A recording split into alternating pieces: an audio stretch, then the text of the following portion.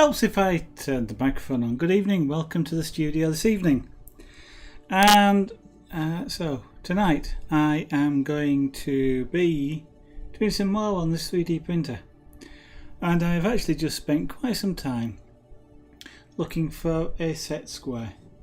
I've got an engineering set square somewhere, a small one which would be ideal for this, and I can't find it.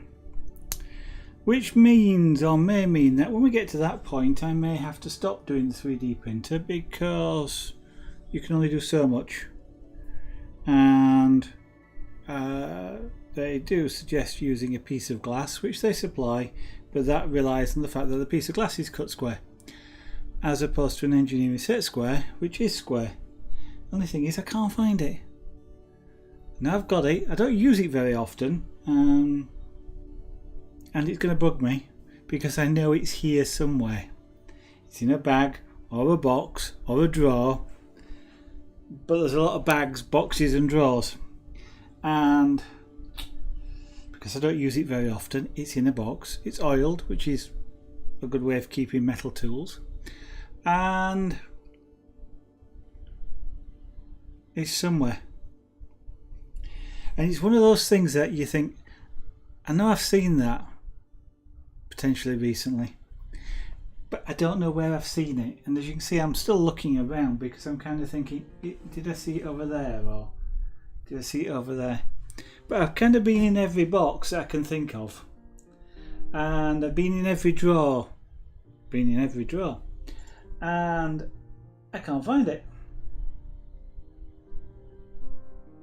And I know when I moved the studio, that is not something I'd have thrown away because they're not expensive, but they're not particularly cheap either, the small ones.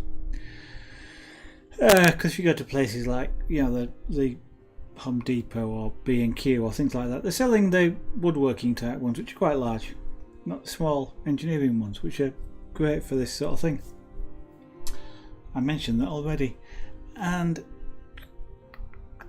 I bought it a long time ago for, not for things like 3D printers, but for where I wanted a small T-square for engineering type things or electronics, boxes and that sort of thing, where a great big one is actually of no use to you because you just haven't got enough space to keep it straight and square, and so the little ones are great.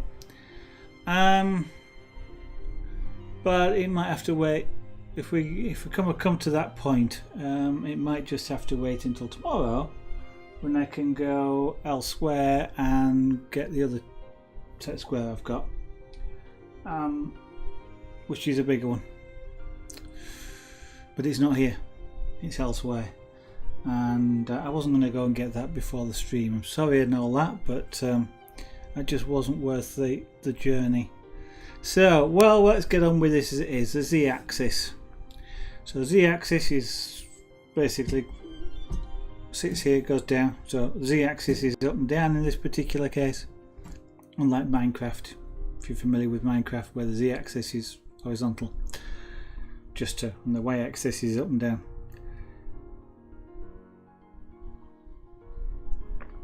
I sort of understand that from the point of view of graphing. You get X, Y and Z, but in the 3D world you get X, Y and Z, which is confusing. So what do I need here? Two of the M8 threaded rods, which are these.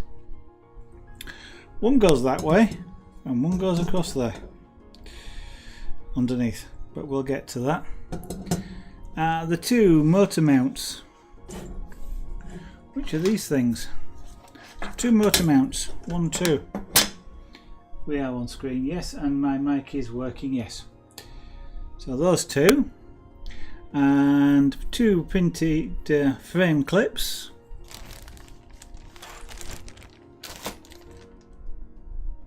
which are of that style. That's a good question. Right, I've got a couple of styles here, that style and that style.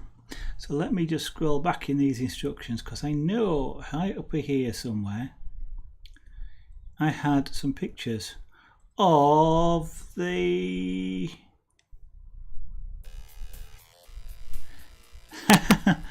Thank you very much, Laser.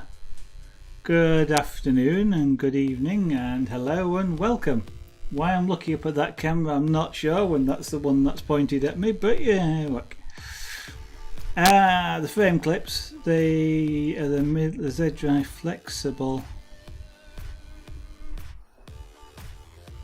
coupling clips and the printed circuit board clips. So these are the frame clips. Okay, these. Hello and good evening. Welcome back to the studio. So two of those, because they go on the ends of this threaded rod, I know. And then I'm going to need nuts and bolts. I'm also going to need an XLR connector, which is for something.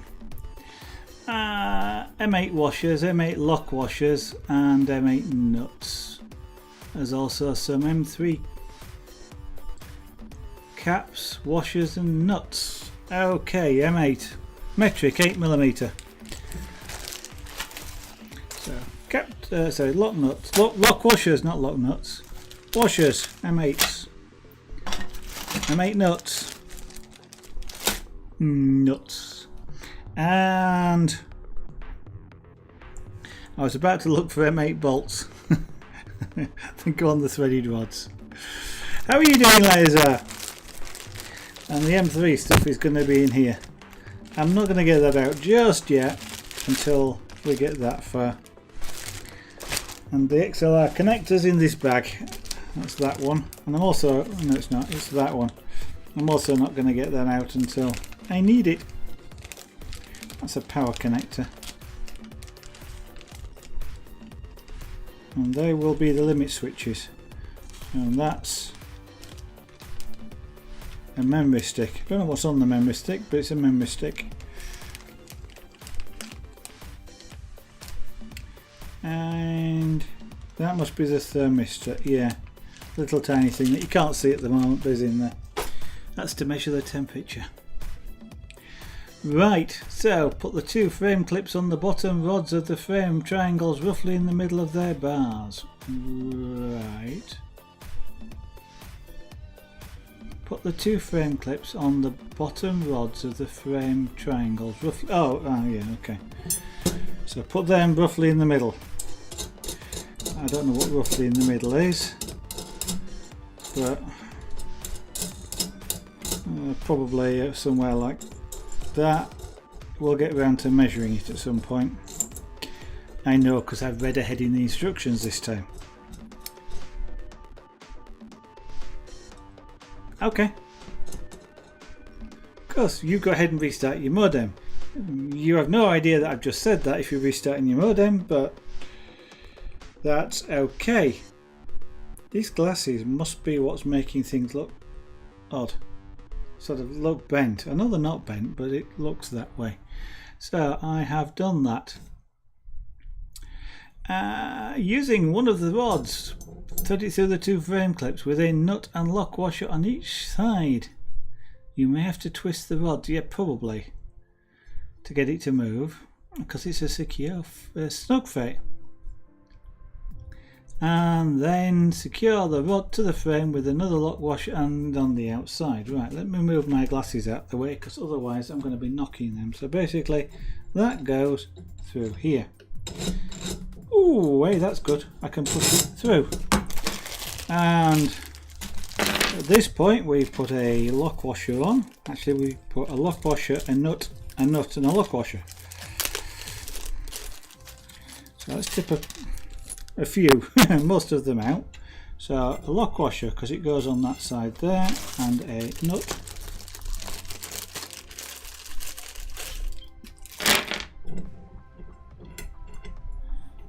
And then I do the reverse.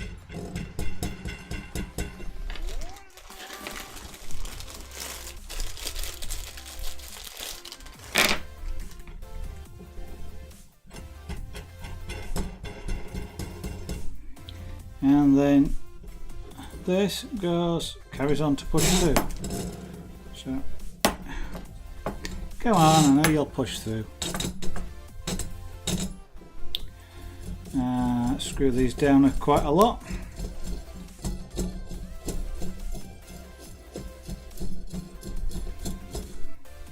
And at this point I'm wondering what the thought was I'm supposed to hold, because I've completely forgotten.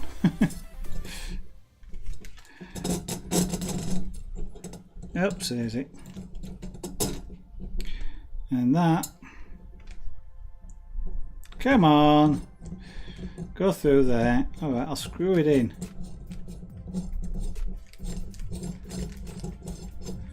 It's not that tight, but of course, unless these things are actually parallel, you won't easily push things straight through them.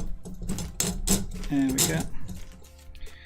And this wants to be roughly in the middle, I think.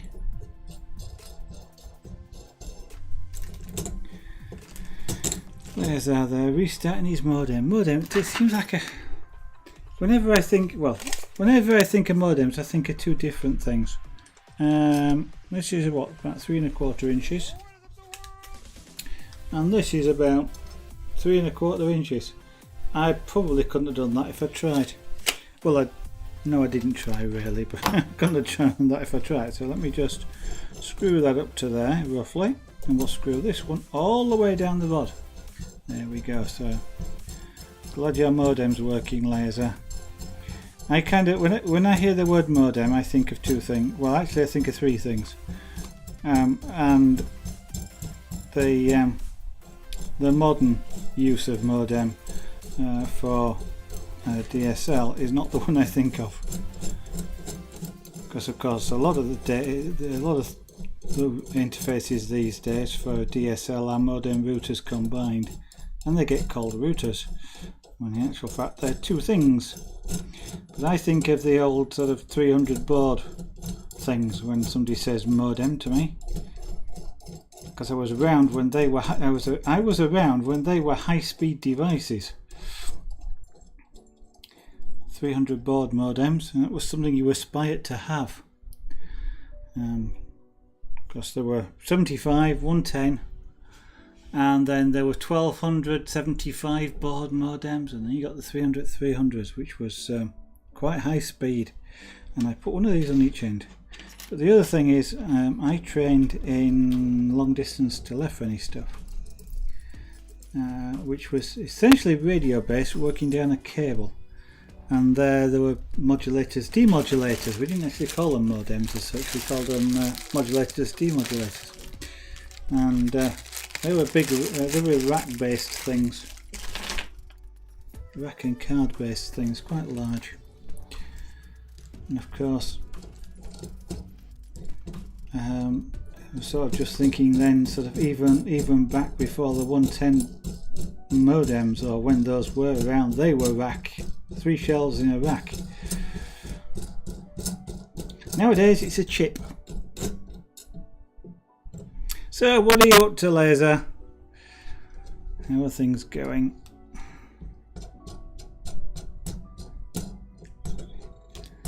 Yeah, I've been alive I've been alive longer than the internet.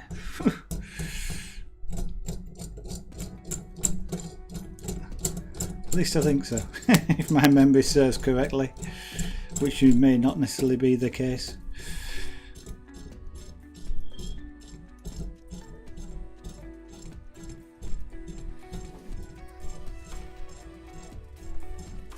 You know the difference between a modem and a router? Okay.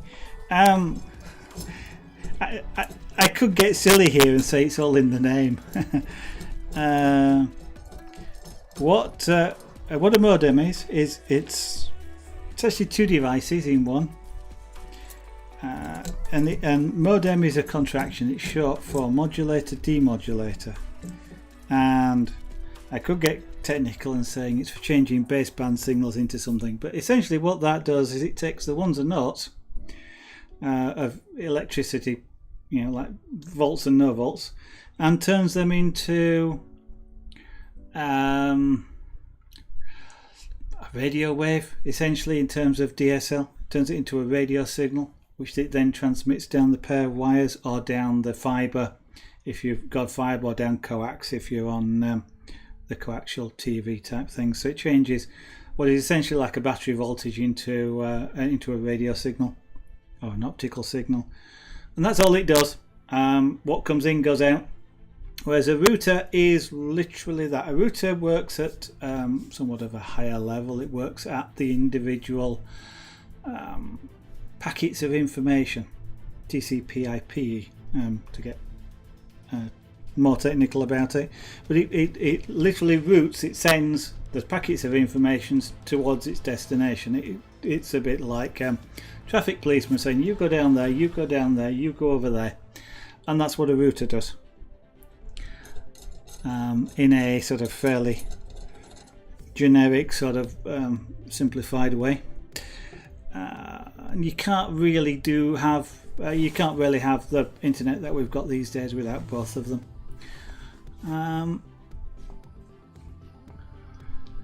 Quite a lot of the time, both of those are combined into one box.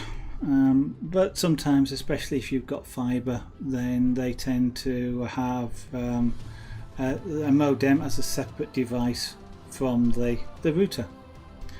And what you have then is you've got Ethernet on both sides of your router, Ethernet coming in, Ethernet going out, and your router is deciding where things will get sent. And I talk with my hands a lot when I'm doing things like that. Okay, so I've put those on the ends there, and then I put 2 more frame clips on each end. Okay, so I put another nut and washer. Let's tip a few out on each end of this.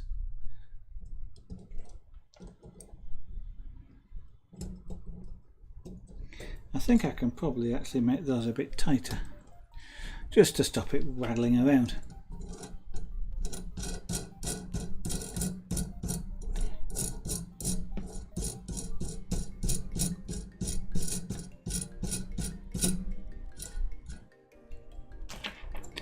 And one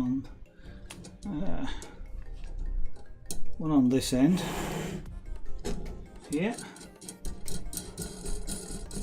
So come to this channel and you get to learn a lot more about stuff that you didn't really want to know anything about.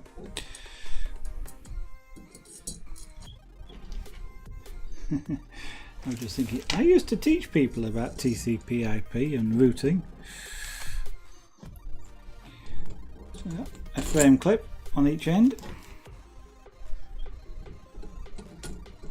And I was around when TCP/IP was new. Ish sort of thing. Sort of before that we had things like DECnet, which was essentially the same thing, but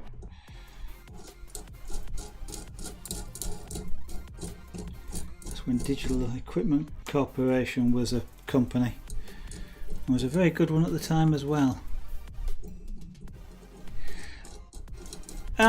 Yeah, these days people do tend to use them interchangeably. They are completely different things. They're not, you can't literally physically interchange them, it just won't work. But people these days do use both terms to mean the same thing. If you're talking to somebody who actually understands them, then it might get confusing when you start talking about the wrong thing. But most users these days, a modem, they'll call it a modem or a router, and if they're both in the same box, you can't technically be wrong, I suppose, because you could be talking about one half of it rather than the other. But it's so we've got those on.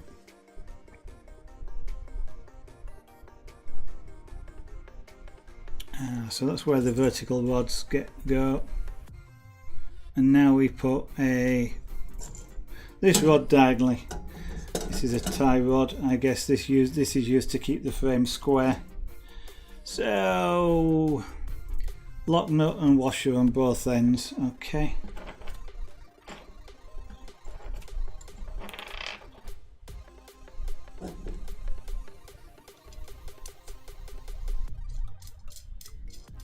There are the odd people, I think the cable companies do it quite a bit, where the router is the router and the modem are actually 2 separate boxes.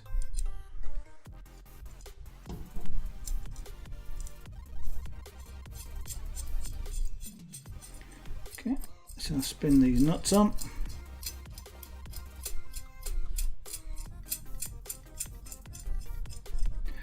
Now let's see if I can do this and sort of keep things in shot on the camera. Okay, not a problem. Not a problem at all. I'm quite lucky. Mine's been stable for quite some time. I haven't had any problems with it for a long time. Now, it doesn't actually matter which way around I do this. I can do it on this diagonal, or I can do it on the other diagonal. I'm going to do it on this one just because I feel like doing it on this one. I'm sort of screwing this through. I'm actually just making enough space to get a washer on this end and then feed it back through. And I'll put a washer and a nut on either end.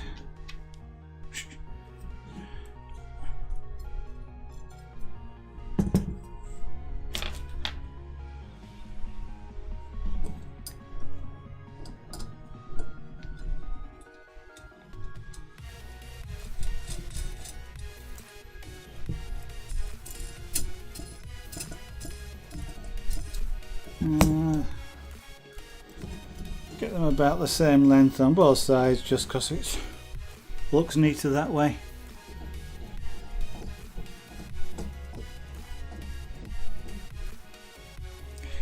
Internet problems, one of the worst things going these days when you've got them.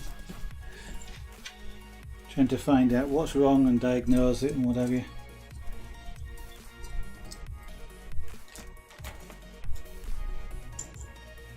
Can be somewhat of a pain in the neck.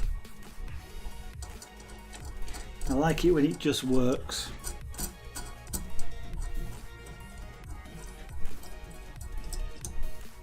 I was about to say I'm lucky I've got two connections here, but I doubt if the main connection went down whether the standby one would actually have enough bandwidth to broadcast on. What am I broadcasting at? About 2 megabits. It might manage it. It might manage it, so I'm not going to tighten that up at the moment more than I have, which is just sort of finger tight, because what I don't want to do is distort the frame. I will need to measure it at some point in order to do that. Okay, yeah.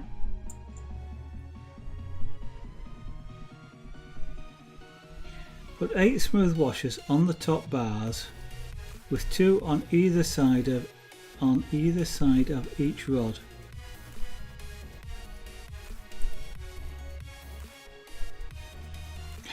Ah, 2, 4, 6, 8. Okay, so they're used as spacers.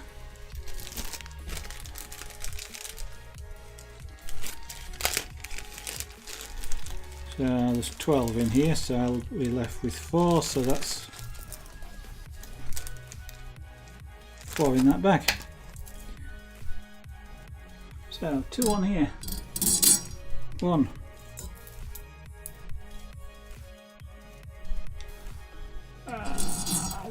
Probably doesn't really matter. There is kind of usually a face and a backside to a washer. If these were sort of bearing surfaces, then I might be a bit more concerned about putting them round. Washers, because of the way they're stamped out, tend to have a sort of a dome, slightly dome shape. So that's the face and that's the back. The back is usually a bit sharper and flatter. And if you were, these were acting like a bearing surface, then you put 2 face sides together, so it's like 2 domes, so that they would run more smoothly against each other.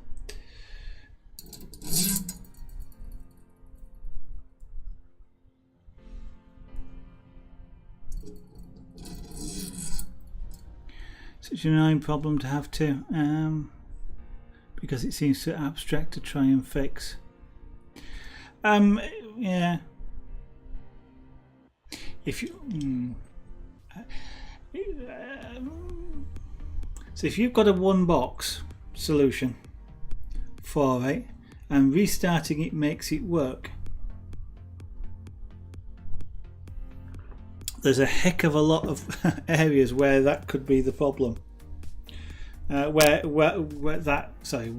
the problem could be, because of the fact that that box is doing so much. If you're experiencing the problem whilst you are connected, so like you're watching Twitch and it just starts dropping out, then it's going to be more associated with the modem side and out to the internet, because the router tends to only get involved in the start of a anyway. It routes things all the time, but it's hard work. It's most of the work that's in it tends to get done when you start a connection, rather than when you have one running.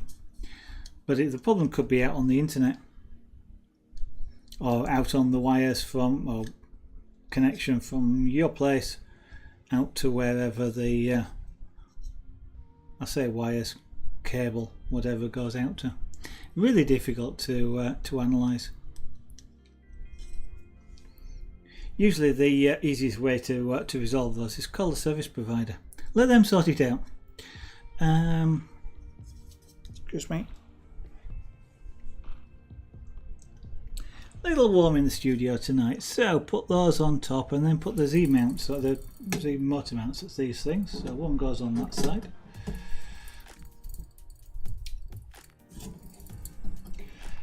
It does go on that side. You will go on this side.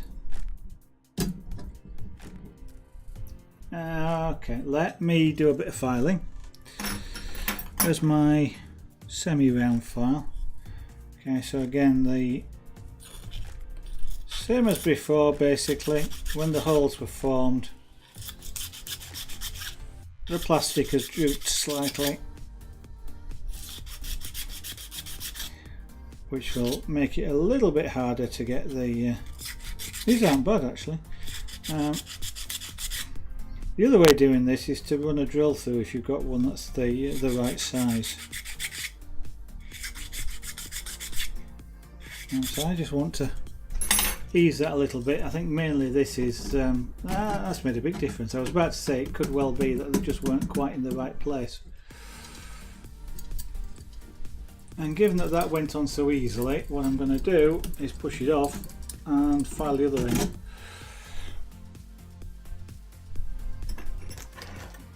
So for something like this, a set of needle files is quite a useful thing. Doesn't in this case it doesn't need much. Just to knock that plastic down a little bit.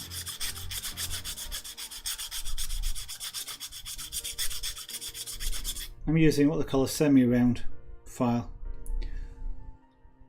because it's not flat. The two I could do with a close-up on this, but I'm not about to do that. If I just spin it, you should be able to see it's kind of an oval shape. It's what they call a semi-round as opposed to a full round. Semi-rounds are actually easier, and when you're filing holes, they are often a lot better and a lot easier to use a semi-round. It makes getting the hole smooth a lot easier, because when you use a round file you tend to cut grooves. Semi-round is harder to cut grooves on, just because of the way it works. So when you're filing holes, by preference use a semi-round file. It will still cut grooves, but I think it's because it's a wider file, then wider cutting edge, it tends to sort of spread out the groove and doesn't make it as marked, and therefore makes it easier when you're sort of moving around to not cut too much material away. Hopefully that made sense, because I feel like I just rambled somewhat there.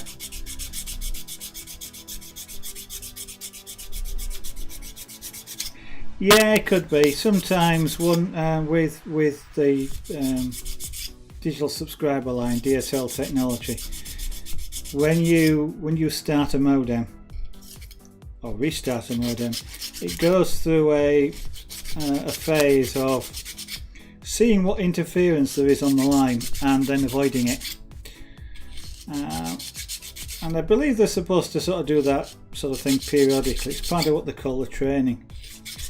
And so possibly what's happened is there was some interference come up on the line which causes you a problem, and restarting it trains the modem. It goes, there's interference there, and it sort of works either side of it.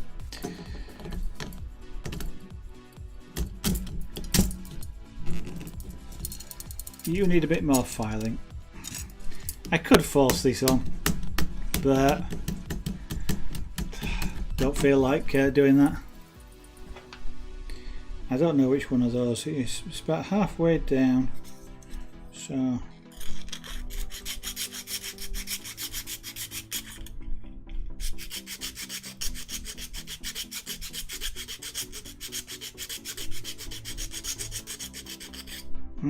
it's the droop of the filaments that is causing the problem. So I'm just filing the top of the hole. I don't need to file any of the rest of it. One of the things you have to watch when you're filing, especially like this in your hand, is that you keep the file level all the way down. So as in the cutting surface is against the whatever it is that you're filing all the way down. If you end up, if you're not careful, just making the entrance bigger and not actually filing anything down. So part of the thing to practice, if you like, is filing straight. Whether that's a needle file or even if you're filing a flat piece of metal, it's the same thing. You've got to be a little bit careful about how you hold the file and run it through the work. That's close enough for me not to want to bother filing a bit more off that. That's providing that will push on. There we go. And what's the next bit?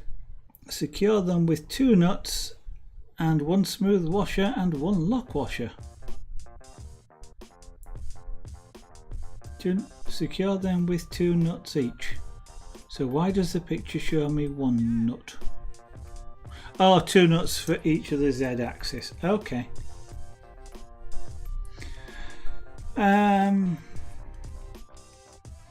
The smooth washer goes on the clamp that will hold it. Oh, okay, so 1 smooth washer, 1 lock. Alright, that makes sense. Okay.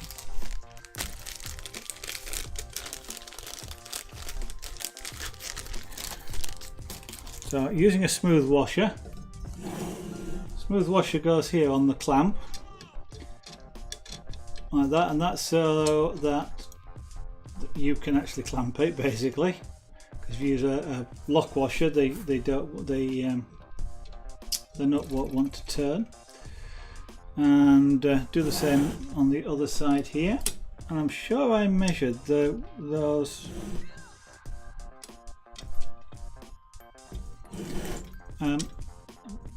This rod here, this one here, is shorter at this end than it is at that end, and I'm sure I measured them 80mm. I obviously didn't, because that's about 90mm. Okay, well, if I've got enough, and I think I probably have got enough space on this side to put the nut on, I'm not going to bother loosening all this off, because this is part of what's holding the frame tight and squares. So there's enough space on there to put the nut on.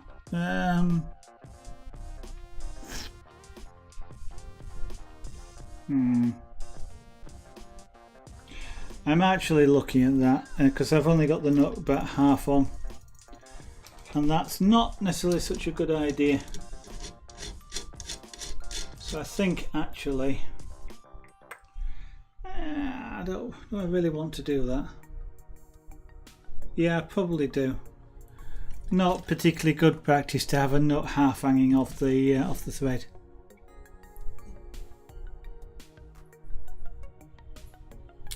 Capacitors, yes. When you have something called a switch mode power supply, capacitors are often that sort of thing, because as they dry out, the capacitance changes.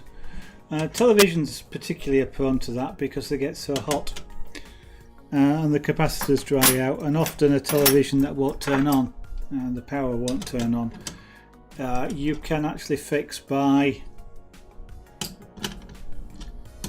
replacing the capacitors.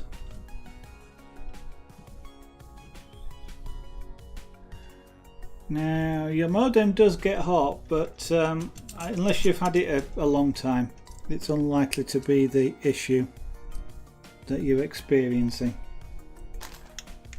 Not saying it isn't, but it's unlikely. So that's going to, let me take the nut off so I can actually measure that. I can see where the end is. I want about 85, so a bit more.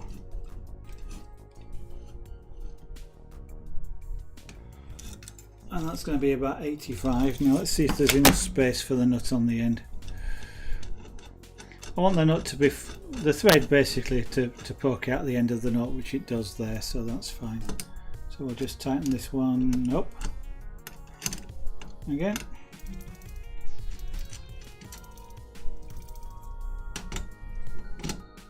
And I'll do the same thing on the other side just to make it look even. Remembering that the nuts go different directions.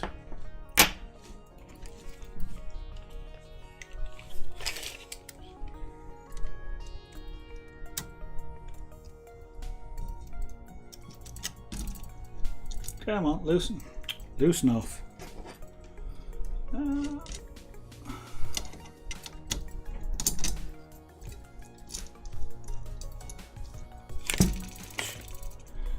Right, 85.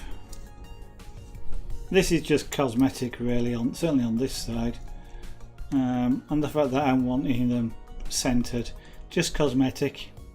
Once, as long as there's enough thread for the to poke out the end of the nut, that's all that matters.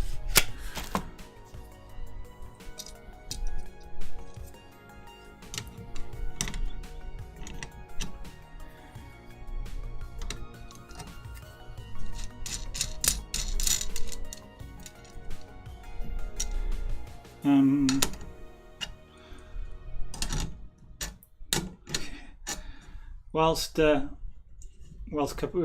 know, what you heard about capacitors generally probably refers to something else. Capacitance is often a cause of problems. Anyway, that's why house wiring, for example, sometimes if you've got a modem on, I need a wok washer before I put that on. Put a modem on internal wiring in the house rather than on the point where the wire comes into the house.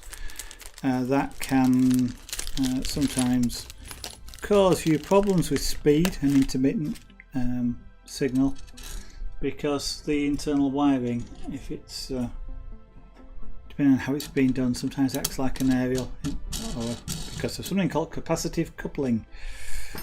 All very technical, don't need to know it. Just the closer you can get your modem to the point where the wiring comes into the house, the better. And if you can isolate your internal wiring, even more so. In the UK, you can get, or they recommend splitter devices that split the DSL signal away from the rest of the telephone wiring in your house, and that often can make a significant difference to the to how good a I was going to say signal, what I meant was how good a connection, how fast a connection you get. Okay, right, tighten the other nuts, but leave the Z rod clamp. Okay, tighten these up. Right, so what I'm doing here now is tightening up these nuts here, which are this nut here, which is not this one. This is what they call a Z rod clamp. So tighten this one up, which holds it in place. I'm not going silly, but I can go tighter than that, but it doesn't really need it. And if I go to really crank down on this, I can actually break this quite easily before this gets tight.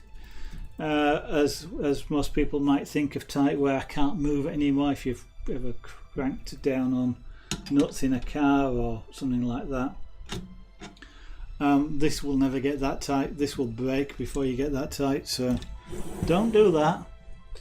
And I'm going to do the same thing on this other side here, but it'll be off camera, I'm afraid.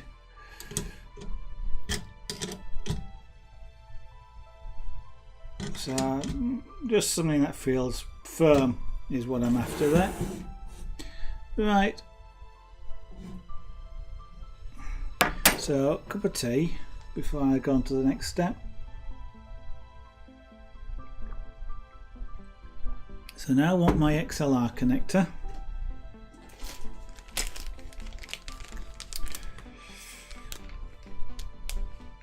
I've got a feeling this is a power connector, but I actually haven't looked.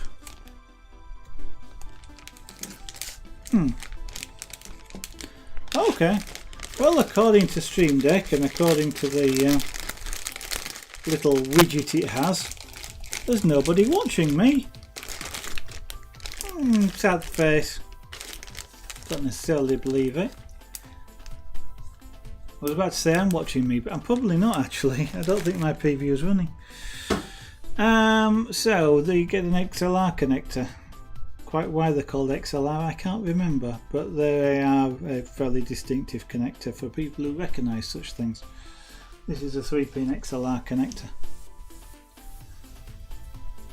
When these are used for audio, this is what would your 3-pin would be balanced audio, so you 2 signal pins and an earth. If I remember rightly, that's what it is. God blimey, it's that long since I worked with XLR. So we fit the plug to the frame vertex at the rear right of the machine with the socket face, the socket face. It says socked. S-O-C-K-E-D, yeah, socked. With the socket facing outwards. This is the side with the nuts on the bottom bar and on the foot with a diagonal cross brace. That's that one there. Using the M3 nuts and washers. The washers go under the nuts. Yeah. Okay, fair enough. Fit the plug so that the triangle formed by its 3 pins points upwards. And they give a picture which doesn't actually strictly match. So basically it goes in there. Actually it does, doesn't it? Oh, that's interesting, because on the picture they give you, it actually looks like that on the picture, which of course isn't facing upwards, but this one actually is. It's there. You're watching. It still says 0. That's why I knew it was wrong. It's probably Twitch's API, which is twitching again. So I now need M3 nuts and washers, and I'm assuming it's going to be in this bag, big bag of bits here. So, yep. So there's it. Put that up there. Being careful.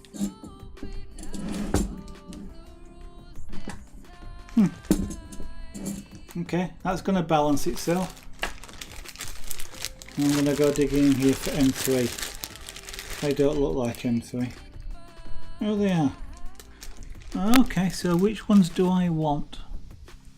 Go back to the bill of materials, often called a BOM. 20mm M3 cap.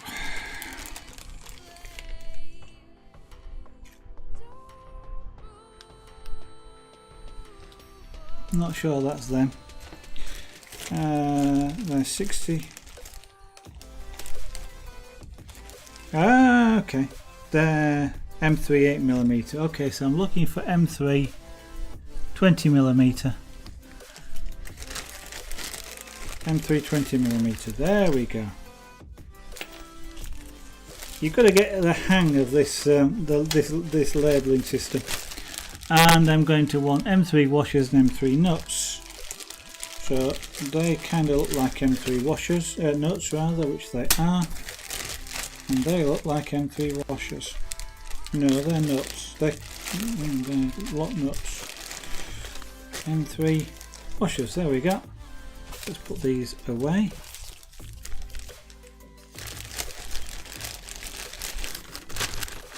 I love this Stream Deck thing, but that particular view account thing is a bit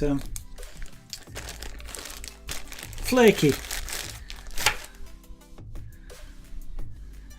But it's a great thing. It saves me having to remote control on the screen in front of me. It's a lot easier to use that. But of course, the one thing about the remote control in front of me is that works over Wi-Fi, and that doesn't. So later on this year, when I hope to get my glass studio, I'm going to have fun trying to work out how to broadcast. Now I want 2 of these, because I shall have to broadcast over Wi-Fi. So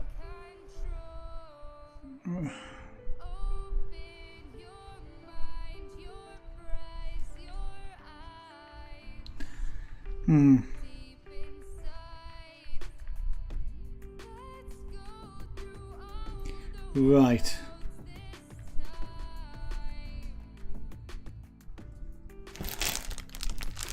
Are these all the same? Yes, they are all cap heads. I don't think they're meant to be. I don't think they're right. But I'm so convinced that they're not. I suspect that they're the ones that I'm after. No, they're 16mm countersunk. What's puzzling me is on the top of this connector here,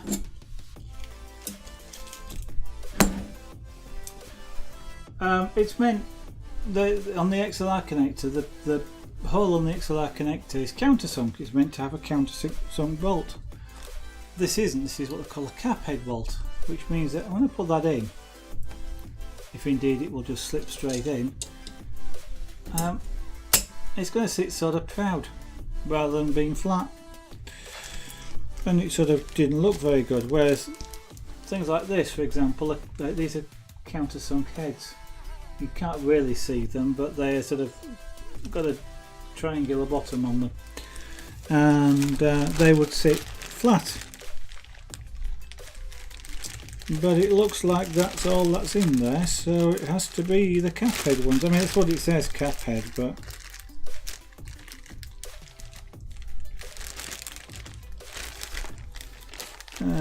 the sort of countersunk would look a lot better.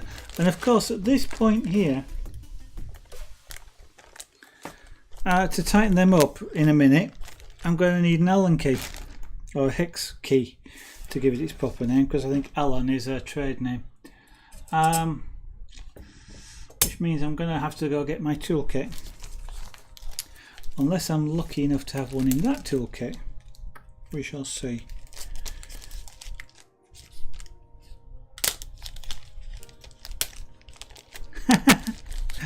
Oh, that's very kind of you, thanks very much, Laser. But yeah, no, it's the way it goes. I mean, this particular time of the year anyway, it's I remember last year when I was streaming, it gets really quiet. I am streaming in creative, which doesn't help, of course. It's the only, technically I guess I could stream IRL, but and I am in streaming in variety streaming as well, but that's about as much as we can do. So, an up and a washer to go on the bottom, and this is where it always gets fiddly when you're working upside down, and this is actually where an Allen key would help straight away, because I'd be able to spin that. Now let's just see if I've got one that'll fit.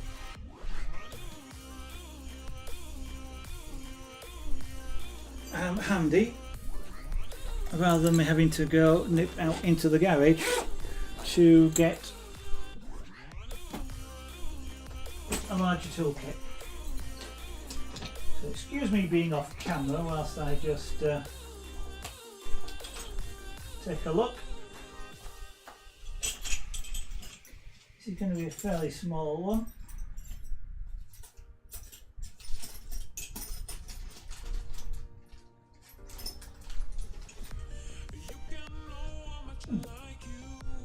I wonder where that came from.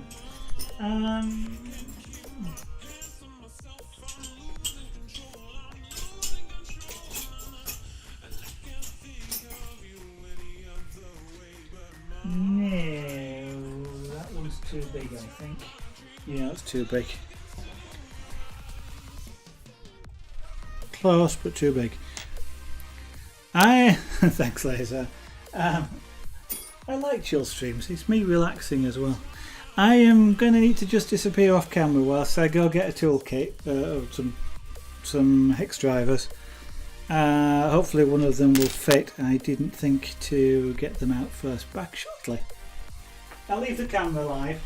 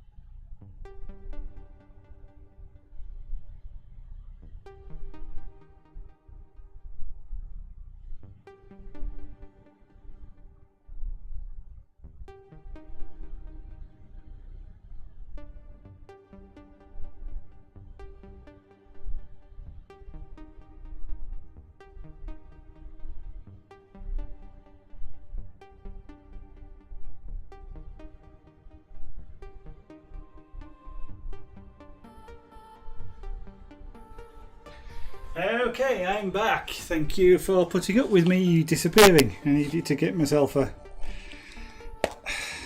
I've got a set of Allen wrenches somewhere, but I'm hoping this will do the job. Save me having to find them. That's not a... That's a star driver. I will do much better by using a... M3, that should be that one. You're not, are you? What are you, 2.5 internal? 2.5. That feels loose.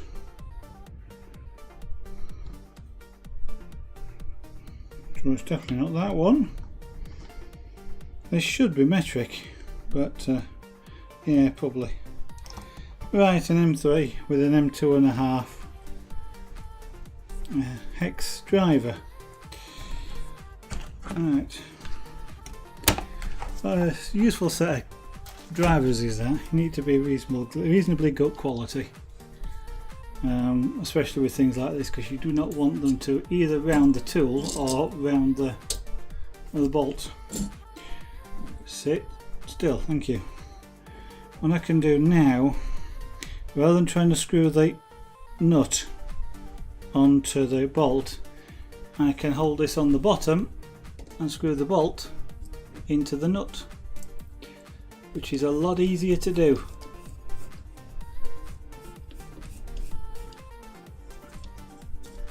Just like that.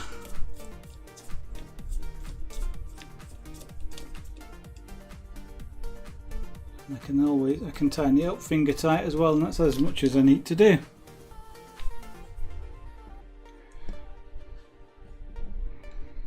Okay. and spin it round and do the other side as well. This is rather precariously balanced actually. It's on 3 points, but 2 of them at one side and one's at this end.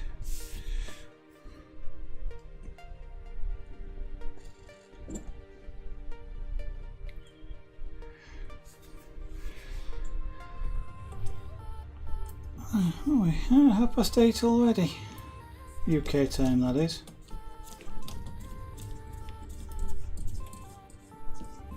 I've actually been streaming about an hour now. Time goes quickly. Especially when you're doing something fun, and I'm doing 2 things fun. Building a 3D printer and streaming and talking to you guys out there, or layers are in particular.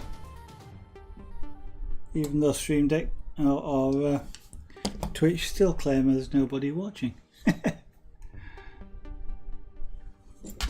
That reminds me of the quote from Back to the Future. Was it? Nobody beats Marty McFly, and Biff is certainly nobody. Or something like that. Okay, so we've got that in there. Twitch is drunk.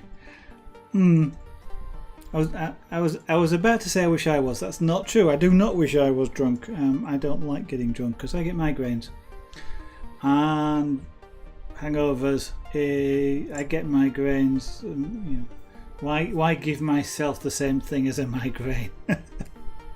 If I've got the choice, I do drink, but not very often.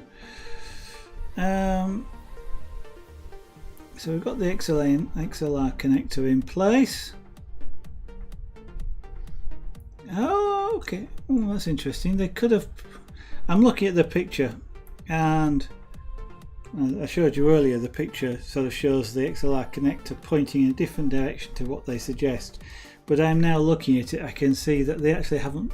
When they took the picture, they didn't bother lining it up with the holes. That you can actually see in the picture. That I'm sure would lead some people to either thinking that the holes are in the wrong place or anyway. Smooth rods. We're now on to the fancier stuff. Now these are the smooth rods. I don't know what these are actually made out of, but these are the things which the carriages and the various bits run on, which is why they're smooth. They're usually made of something like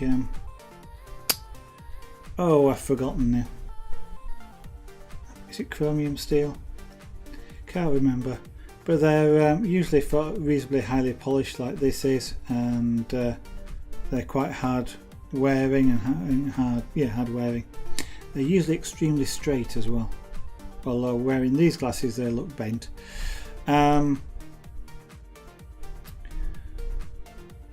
And they sort of, the better the printer, the more accurate these things are actually. I mean that's really where the accuracy comes from, is how well the carriages run on these. And that's down to the bearings that go on them as well. So I need 2 that are 400 and 2 that are 350. Apparently that's the Y and the Z axes. So I've got a ruler here somewhere. Before I cut them off, let's find out which ones are which. So that's 350. So that's 400, and those other 2 are 430. So the 2 small ones and the 2 medium ones. So where's my cutters? There we go.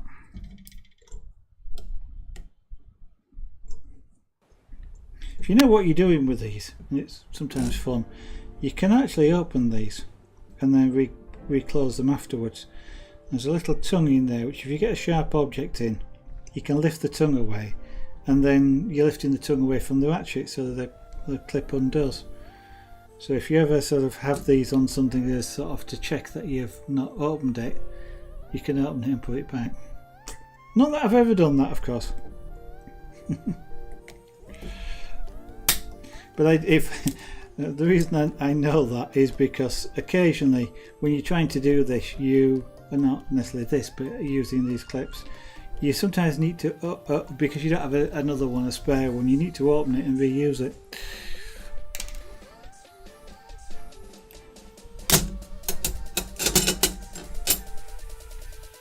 Vanadium. Why does vanadium steel come to mind? Chrome vanadium steel. That may be what these are made out of. I'm not sure. I know they can be quite expensive. Okay, if there's any sharp bits on the end, it says smooth them off. And there are sharp bits on the end. And that's from the cutting, when they've cut it. So I am going to file them off. I don't have a big file, so I'm going to use a needle file. And I've got to be a bit careful here, because if I do that and I catch my fingers, I'll rip my fingers. And that's not a good thing. I know there's people out there watching on Twitch that would like to see the red stuff, which is probably why they watch me doing carving with the sharp chisels. And these aren't quite as sharp as the chisels, but they still have a sharp edge. And they're going to be disappointed today as well. One of the reasons, I don't know why they're particularly saying this, but I suspect one of the reasons why they want you to file this is when you're trying to put them through the plastic, you don't want the metal ripping the plastic or getting jammed. So you're putting a slight chamfer on the edge.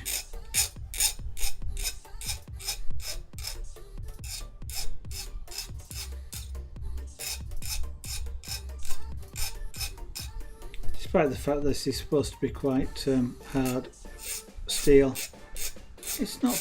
It's filing not too bad.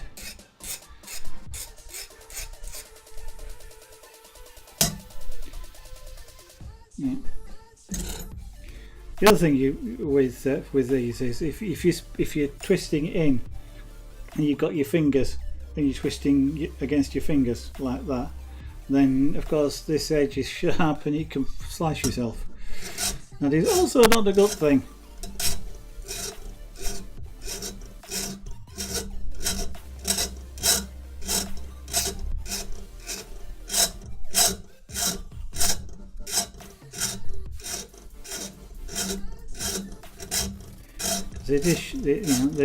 The burrs on this are sharper than some knives.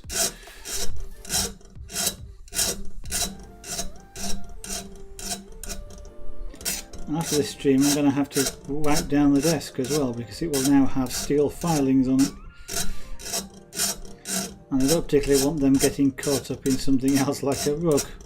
Not that they're going to do it particularly any damage because they're quite fine, but it's not a very nice thing to have around. No red stuff.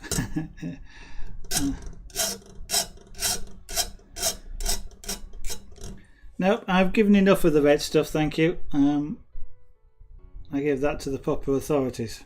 97 pints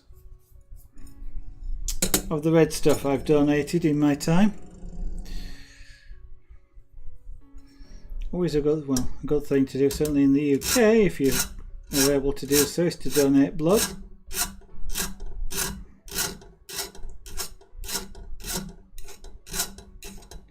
And if you've never done it before, it's quite easy. Just go down to one of the either one of the centres, or they come round to usually things like local town halls and hold local sessions. So if you're able to, pop along, donate a pint of blood, get a free cup of tea as well. Oh, you did? It's a while now since I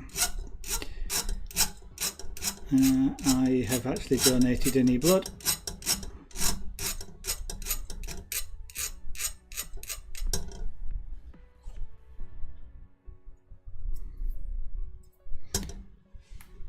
Right, okay, let's do this end.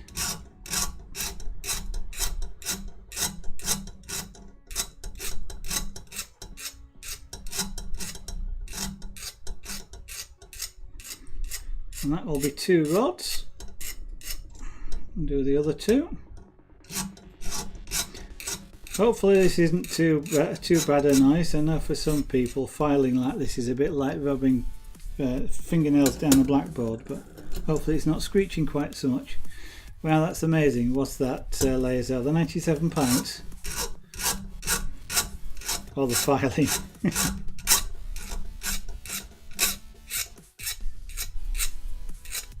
Three short of 100.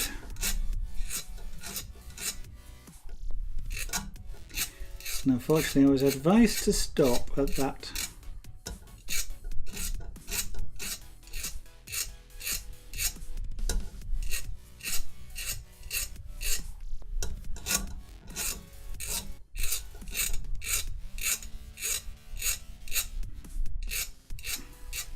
And that is that's down to the fact that one day I was very tired. I'd just flown back from somewhere and I gave blood, and I didn't feel very well from doing it, and they advised me not to, not to donate anymore.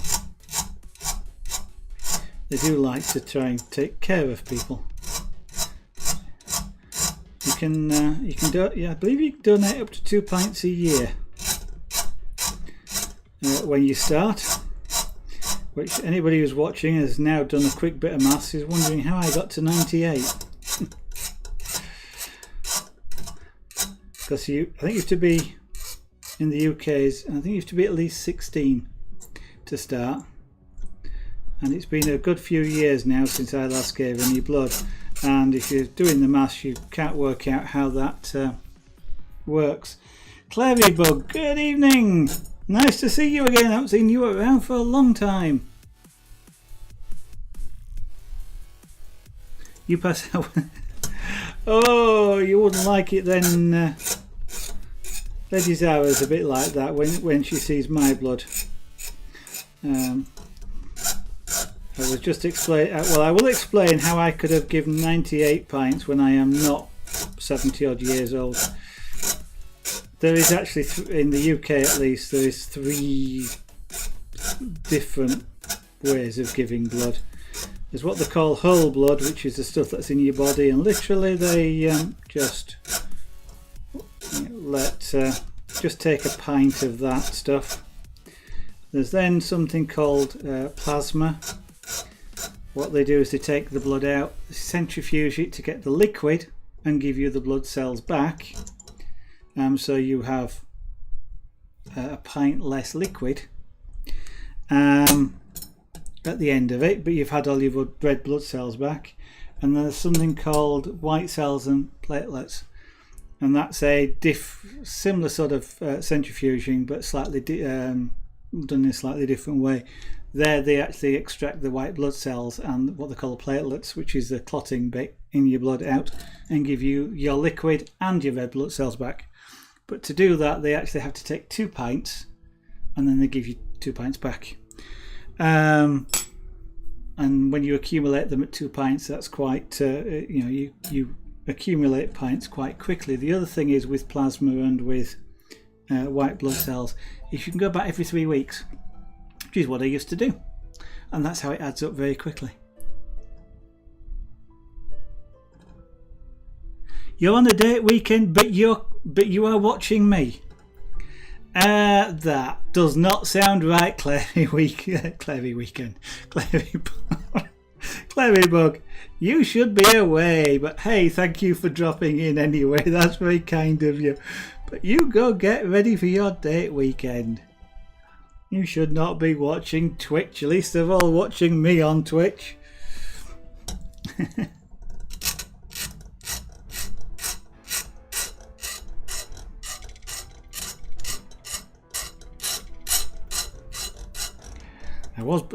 You should have dropped in yesterday. I was actually broadcasting last night. I was doing a titanium bracelet. In fact, I was doing this titanium bracelet.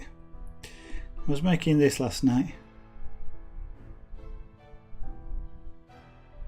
One of those looks, I'm going to have to look at that. There's a bit in the middle of there that looks a bit odd. Just how they're being set, I think.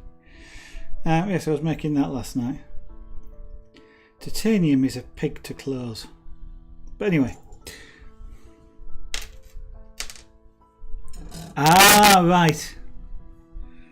Okay, well I am pleased and thank you very much for choosing me to illustrate Twitch.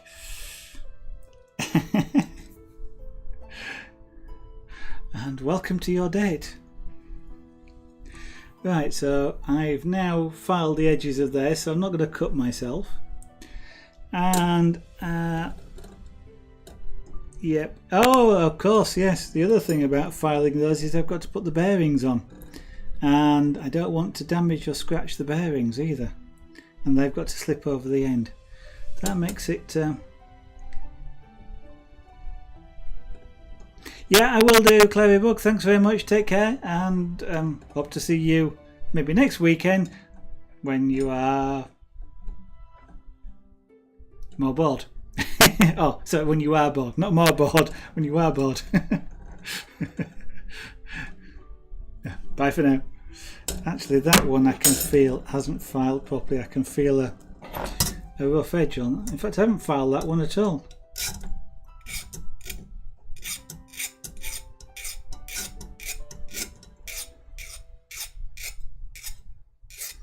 I shall say hi to Lady Zara later.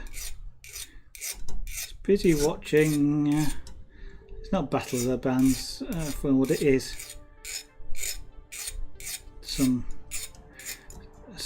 talent contest on the television here in the UK.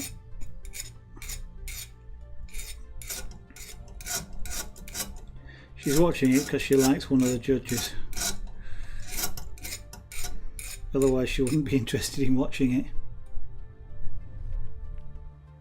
Now I've filed one end but I didn't file the other. Okay, have I done the same thing on any of these others? Strictly speaking, to put the bearings on they only need to go on one side, but there we go.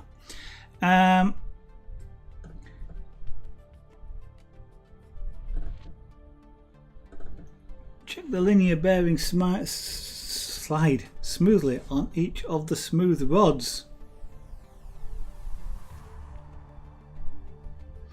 The linear bearings may need a little extra oil and the smooth rod may need cleaning. I don't have any thin oil for smooth running.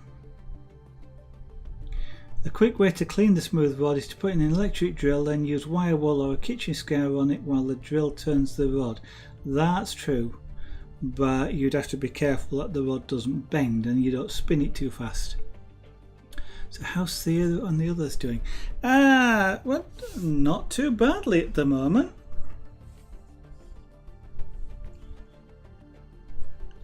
Felix was a little ill about 3 weeks ago now. He seemed to have picked something up. He went sort of quite poorly for about 3 days, but he saw the vet, but there didn't seem to be anything too much wrong with him, so he probably had just an infection, and he's perked up now. He's running around, running away from me again. And Theo is his usual Tigger, bouncing around the place like a demented Tigger. So they're doing fine. Don't actually know where they are at the moment. I know Felix is with Lady Zara. The others have just gone and... Sorry, no, not Junior's with Lady Zara, which is unusual in itself. But the others have just gone and hidden away somewhere. Linear bearings. These things are called linear bearings. They're called linear bearings because they work linearly rather than in a rotary direction. Although they work rotary as well. So I will get one of these out only, just to test. I don't need to clean these rods. They're fine. There's nothing on them. In fact, I don't know quite what would be on them that you'd want to clean them with a scour or with wire wool, because that's quite aggressive, relatively speaking. I guess, well, the inference being if they were getting rusty, I suppose, but it's the steel is supposed to be a stainless type steel that doesn't rust. So make sure there is no filings on the end though, because that wouldn't be good. Now see if I can ease that in there. I can.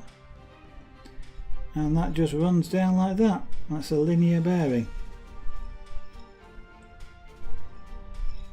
Now these rods do have an oil or a grease on them, and that will be partly to help stop them from rusting.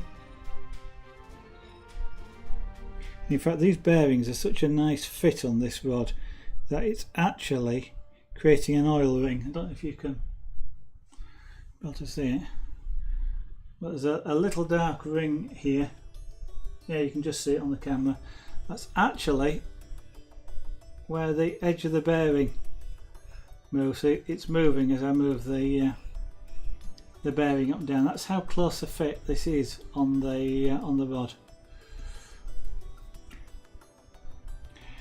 Now then, which is a good thing actually. You want a really close fit without it slopping, but without it binding, which means it's too tight.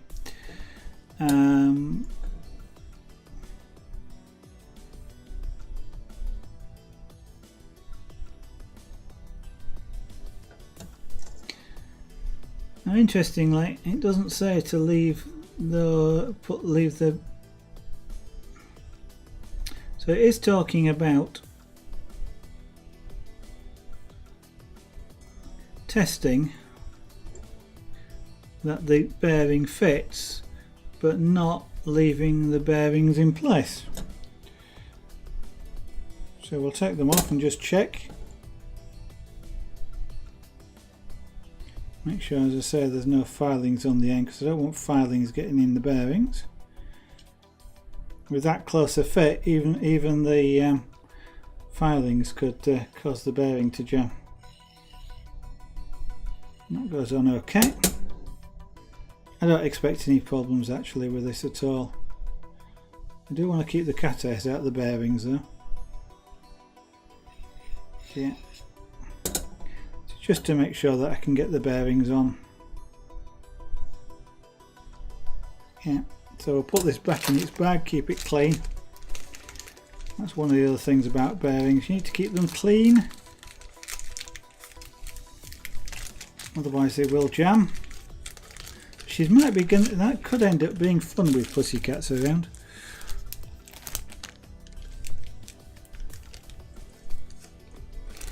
Yeah, it is a bit. He just sort of, in Felix's case, he just sort of went and hid away in corners and things, and he wasn't really interested in food. He wasn't really interested in you being near him, although he wasn't objecting. Which, when you're talking about me, he quite happily, well, he'd let me walk up to him and stroke him, and that was something that normally, when he's feeling fine, he won't do because he's scared. I'm going to pick him up and put him in a basket or take him to the vet. So he always runs away from me. So you know to tell when he's ill or he's hungry, because he won't do that. When he's hungry, he won't run away because he wants food. But yeah, he was sat in a corner and he was letting me stroke him, and he sort of was occasionally half purring, sort of not really interested, but at least he was feeling not too bad.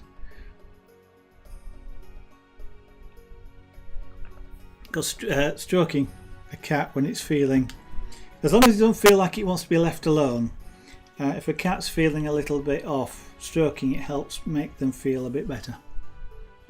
So the Z rods, now slide the Y rods through the frame clips, and then the Z rods through the Z rod clips. So the Y ones are the longer ones. So let's put the two shorter ones just to one side, and these go through here.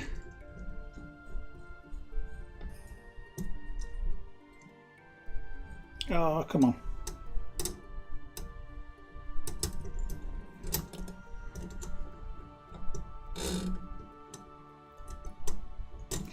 Now what's happening here is I'm having a little bit of problem getting the rod through, and that is just because of the way in which these have been 3D printed. When you start a 3D print, the first layer on the board, on the plate, is sort of squashed more than normal to try and get it to adhere better I'm going to have to file that. And therefore it sort of expands outwards more. You can imagine taking something like a rubber ball or a bit of dough and squashing it, it squishes out. And so the first layer is always squished out. It creates like a lip. And what's happening is that lip, of course, makes the hole slightly smaller than it needs to be. And I can't get the rod through. I could force it, or I can file it. I'm going to file it. So I'm just filing the lip off.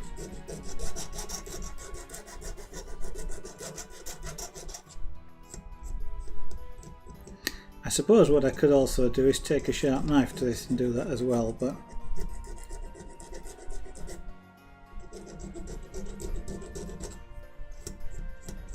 there we go. I suppose one of the things I should have done was clean the file as well before I started, because this gets used for all sorts of stuff, including filing the rods. So I could be leaving metal particles here, but that shouldn't be too much of a problem. Clean files, by the way, if anybody wants to know, with a wire brush. Usually you'll clean it with a soft wire brush, so something like a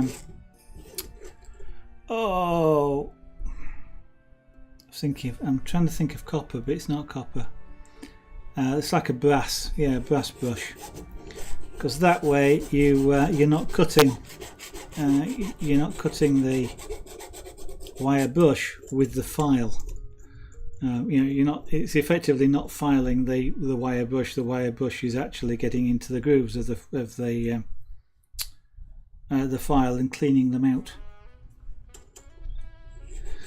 That does result in the wire brush losing some of the brass and getting shorter, but you're not actually filing it, you're doing the opposite.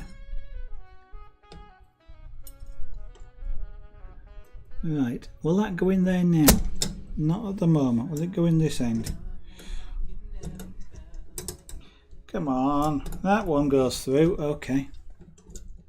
Now if I put this one on the other way around, it would go through a lot easier, but it's not going to. Can I force you to go in? Oh dear. I am. You might. There we go. I was going to say you might not see it, but I'm putting quite a bit of force on that. So that's that one. Now do the same on this side, and this time I'm going to file it first.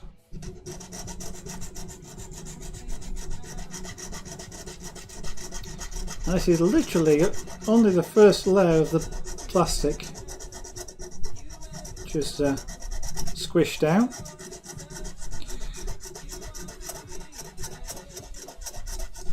So there's not a lot to take off. It's not heavy duty filing or anything like that.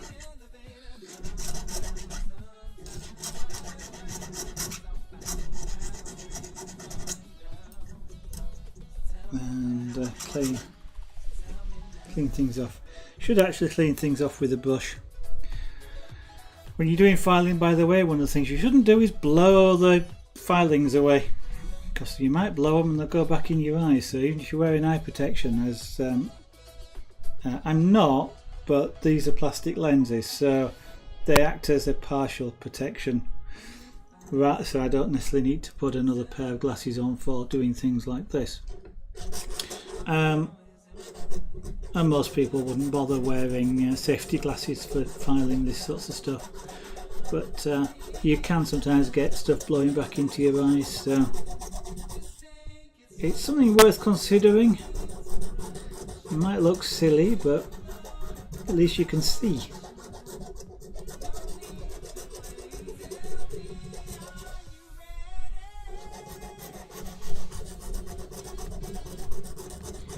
Yes, always brush filings and things like that, don't blow them, and ideally don't ever use an air gun on them unless you are wearing eye protection, because an air gun is really high speed air, and that will blow stuff all over the place.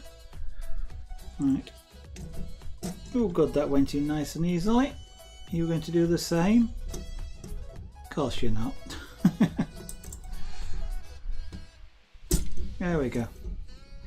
Right, so that's the Y rods. Adjust the frame clips on the left hand Y rod so there's a gap of 22mm between their nuts and the nuts on the left frame. So I happen to know, so rather than using a tape measure, I've got this 22mm. These things are 22mm. They give you this as part of the kit. So each of these is 22mm wide, which makes it nice and easy to come here and make those 22mm like that.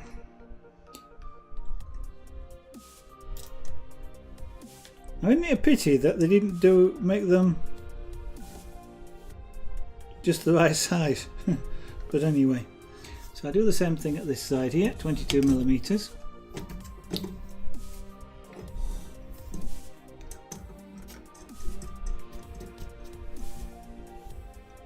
Now ideally these want to be exactly the same on both sides, because the carriage which runs on here, if these aren't exactly parallel to each other, then what will happen if they're at an angle is it will get tighter or looser and tighter as it runs up and down, and that will affect your print, because if it gets tight, then what may happen is the carriage slows down, you get more material deposited than you were expecting, which means it's thicker.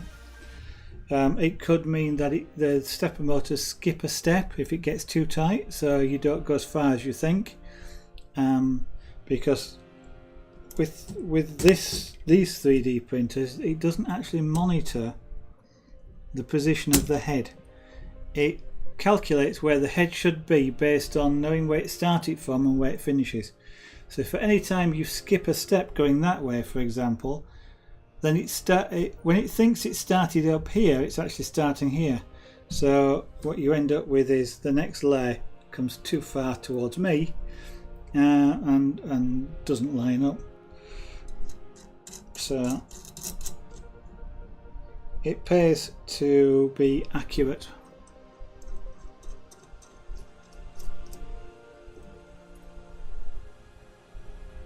Right, so I am guessing I need to tighten these up a little bit, but not too much. Where's my spanner? There it is.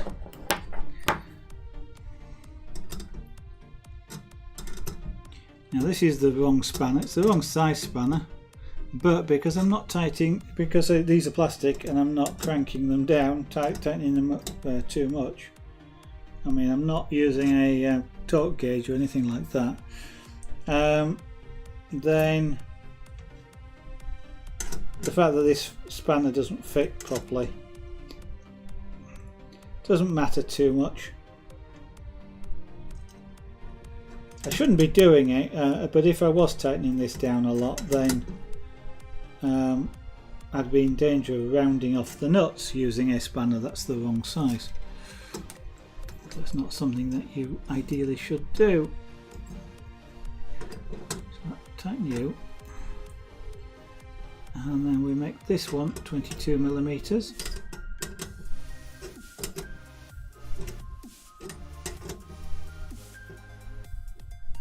So I'm making sure that the gauge is set on the screw threads, and then just tightening that till I can feel it just grasping the end, and I'm just going to make sure that this grasps the rod tightly so that doesn't move. I mean, these actually have to come out. They have to come out in order to put the linear bearings on, so to some extent lining these up really well at this point in time doesn't matter too much, because they will have to, I mean, the idea though is you sort of just loosen one like this one here and the same on the other side. You can then, without changing the position of these center one, these other ones, then in theory when you put the rod back in and screw this up, because that one hasn't moved, the rod should still be in exactly the same position as it was. But once the nut's loose, it can move quite easily, and if it moves, it can be a millimetre out, so I will remeasure them at that point.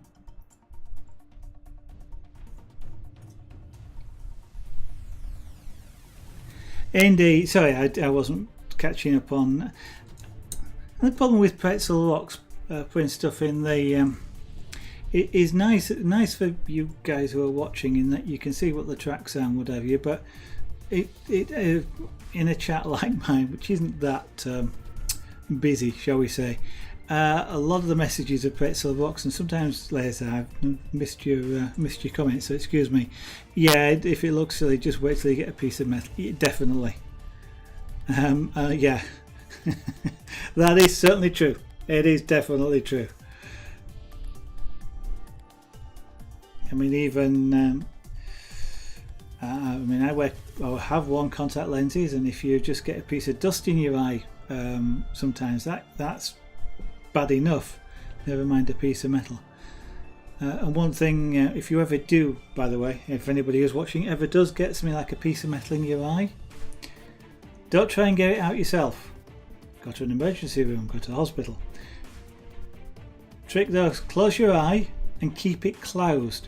Use something like a pad, a gauze pad, or something soft pad, not something hard but something soft, to press against your eye of your eyelid, which means that your eyelid won't open, won't move, because trying to walk around with one eye closed is quite hard.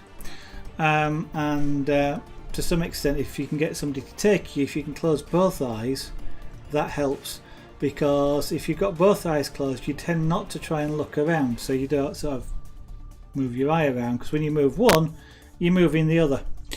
And it's a good thing if you can keep your eyes not moving, and it doesn't mean sort of stare, but if you close both eyes, you tend not to move them. But of course that then needs somebody to lead you or to drive you, etc.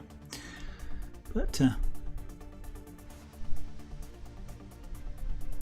ooh, yeah, certainly, because I'm guessing he uses a power tool to do that. Yeah, you should definitely be wearing eye protection. Probably full wraparound eye protection on that as well. Especially if he's doing it with a high-speed tool, because the metal that comes off will be red hot or even hotter, which of course is even more painful.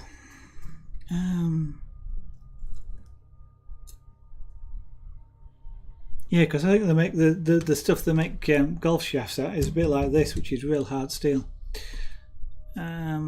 And then I do the right hand says 170 millimeters between the rods.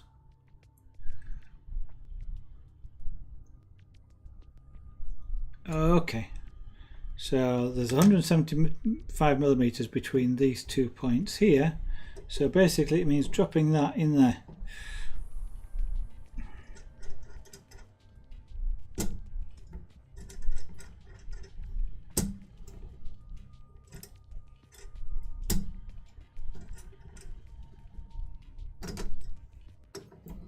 Now that's the closest point at which I can measure that, so this one at this end obviously has to go quite a bit further over. And pushing on the nut won't help. Okay, so that's got more. Right, so now what we do is bring that back a little bit.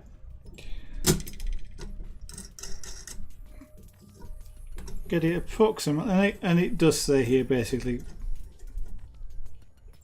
get it about right, because they have to come off again. So it wants to be sort of firm when you're doing these sorts of things to get the right size. This thing sort of like wants to stand up of its own, wants to be able to pull out nice and easy. Now I'm doing that and I can see that rod moving, which means that it's too close, it shouldn't move. So I should be able to lift this out, and it should be a firm, but the rod shouldn't move when I lift it out. It shouldn't sort of drop into place. It shouldn't move sideways. And that's an easy thing to do. If you're not careful, you can just go, oh, I can get this between, tighten it up. You lift this out and the rod shifts across about 1 millimeter, and that would be enough to cause binding on the bearings. Grinder, yeah. Oh, definitely. Anybody using a grinder, should always be wearing eye protection, never mind what it is that they're grinding.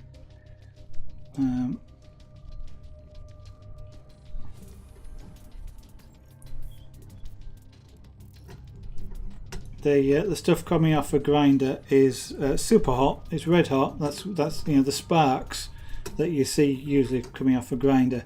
It's not actually sparks as such. It's little tiny bits of metal which have been superheated till they glow at least orange or even white. That's the friction has caused them to heat up that much that they glow when they're coming off the grinder. So that's, if you get them on your bare skin, you can get quite badly burnt from it as well. So if there's any likelihood of that, you ought to be wearing like long sleeves and possibly gloves.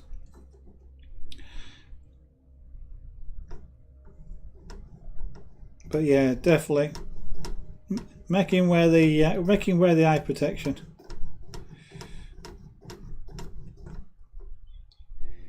It can be awkward to use them, but as we've said, it's better to be able to see.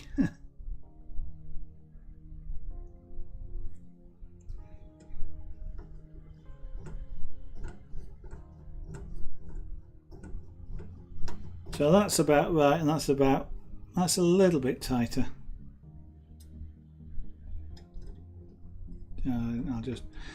I'm fiddling with this. As I say, these rods have got to come out again, so.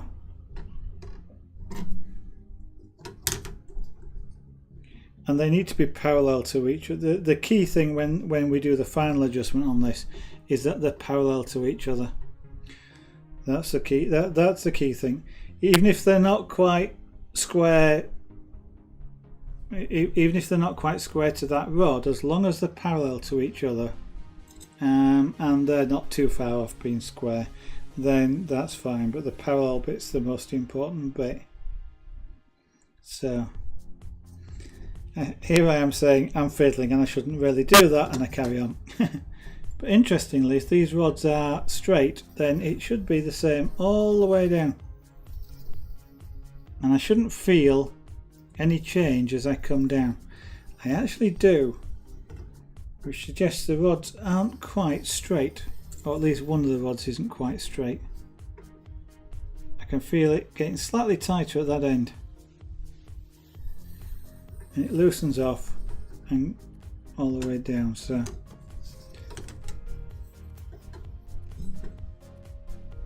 it could just be that this end is off slightly. Wait, we're fiddling. Leave that alone.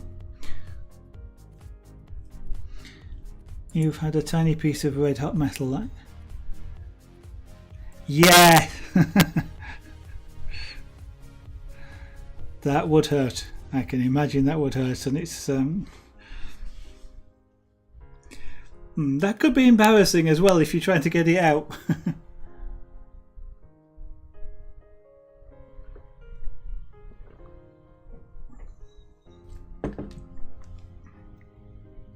Yep, so you've got experience of it being on your skin, so you know what, it would be massively worse on an eye. Now we put the two Z rods in. So am I going to need to file those as well? Yes I am, aren't I? Thought I might. I should have done this before I put them on, if I'd have realised I needed to do it, which I'd never thought about it, and I should have thought about it.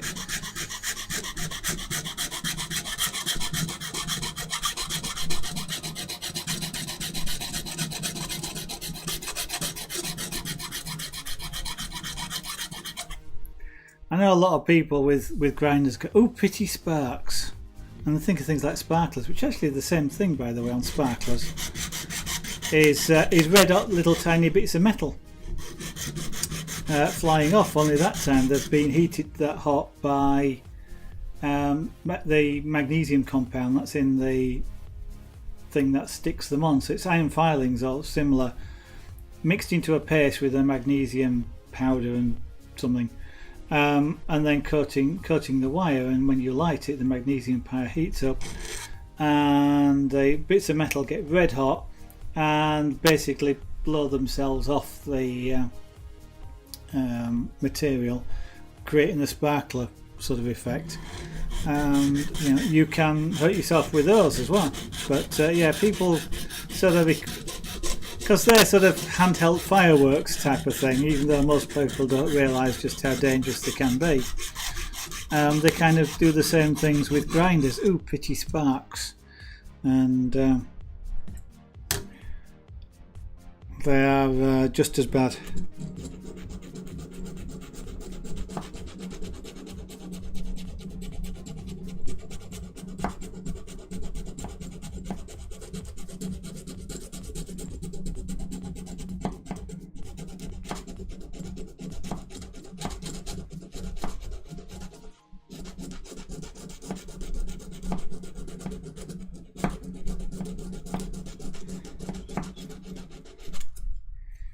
I'm quite lucky. I've never done anything.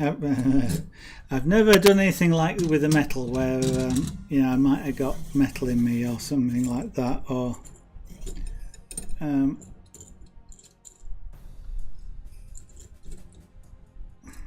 that's why that's loose.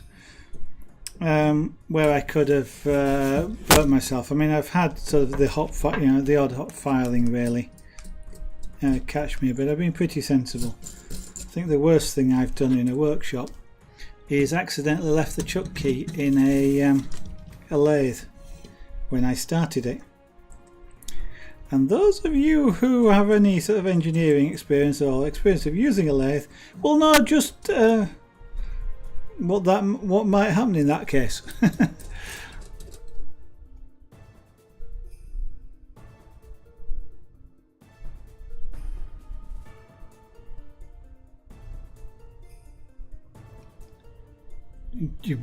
Pardon? Bloody yes, excuse me. Made some hot tea. Yeah, made it about 6 times more dangerous as well. It's students. Yeah, you've realised what leaving the key in would do when you start a lathe. Yeah. It did go about 40 feet. Luckily away from me and everyone else, but students are the ones that need the coolant more than anybody else, because they're the ones that are going to do feed too fast for a start, possibly jam the work because of that, or jam the cutter because of debris that's not being washed away, damage the cutters from overheating them.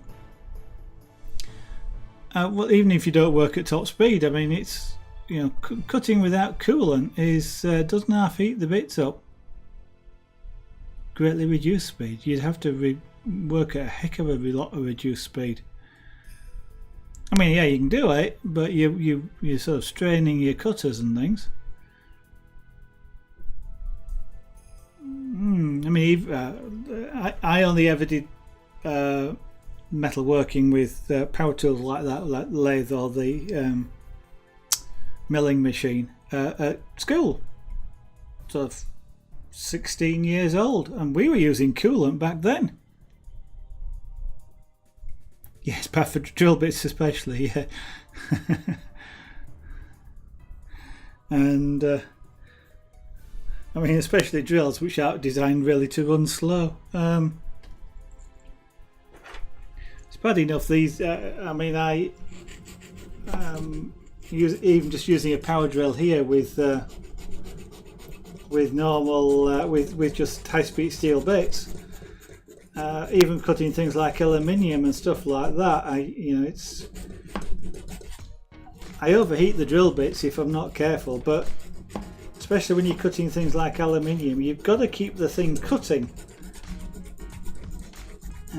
which does tend to overheat the bit, because if you don't keep it cutting, then it kind of work hardens the top, and it's quite a difficult thing to get the drill to keep going. Which of course you'll know. But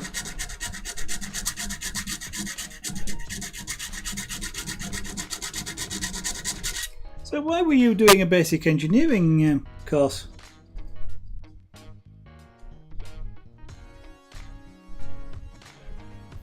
Okay. I haven't got a workshop in the garage either.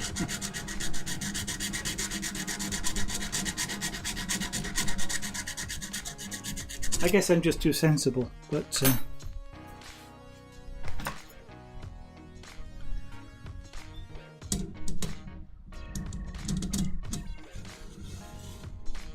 I guess just thinking about it then, you may well have told me, but I don't actually know what you do layers are.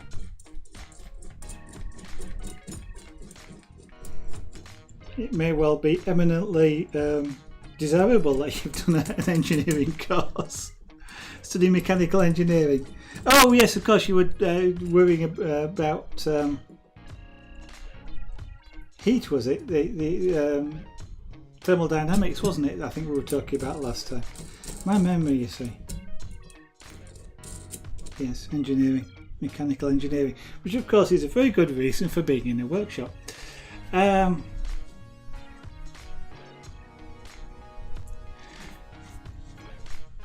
I sort of enjoy, and I will put it as playing with power tools like that.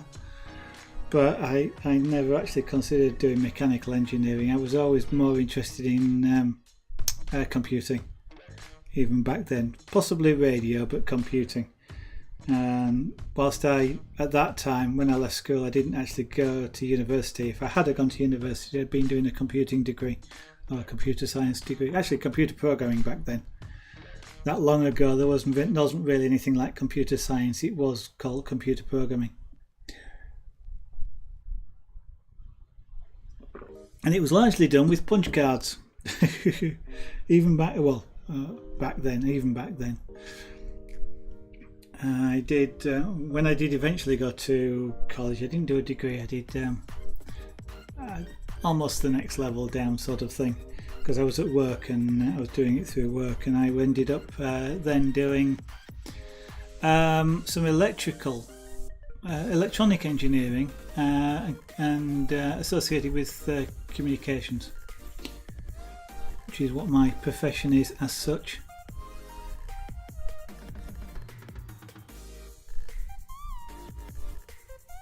Don't you have the ability to use the workshops anyway at I'll say the university, college, however you describe it? Don't they let you use them outside of coursework? I know. Well, I don't know. I know when I was thinking about going to computing, one of the things that they would let you do is run your own programs outside of coursework, and it's not quite the same thing. I know it's got as a mechanical workshop, but the university was sort of keen on people doing things for themselves using their facilities outside. That was the two universities I was looking at outside of coursework. Don't over tighten the clamps on the Z mounts, that's fine. They're held firm, that's fine. Now we need to align things. And place the frame on a flat surface. Wooden furniture by and large is not flat.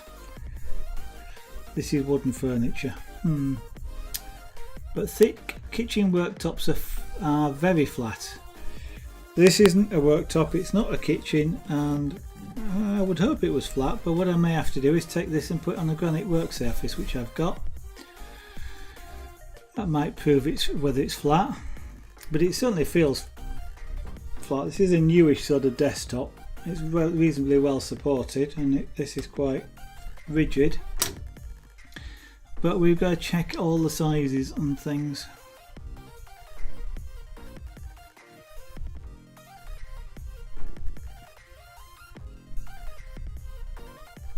Measure, yeah.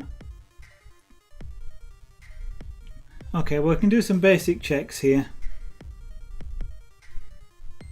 Well, if you're interested in it, you've got nothing to lose by asking. You know, at worst, the worst thing they can do is say no. I guess it would depend if there's a tutor or a whatever they call them, workshop assistants around that would be there to make sure that you are operating safely and within the capabilities of the machines.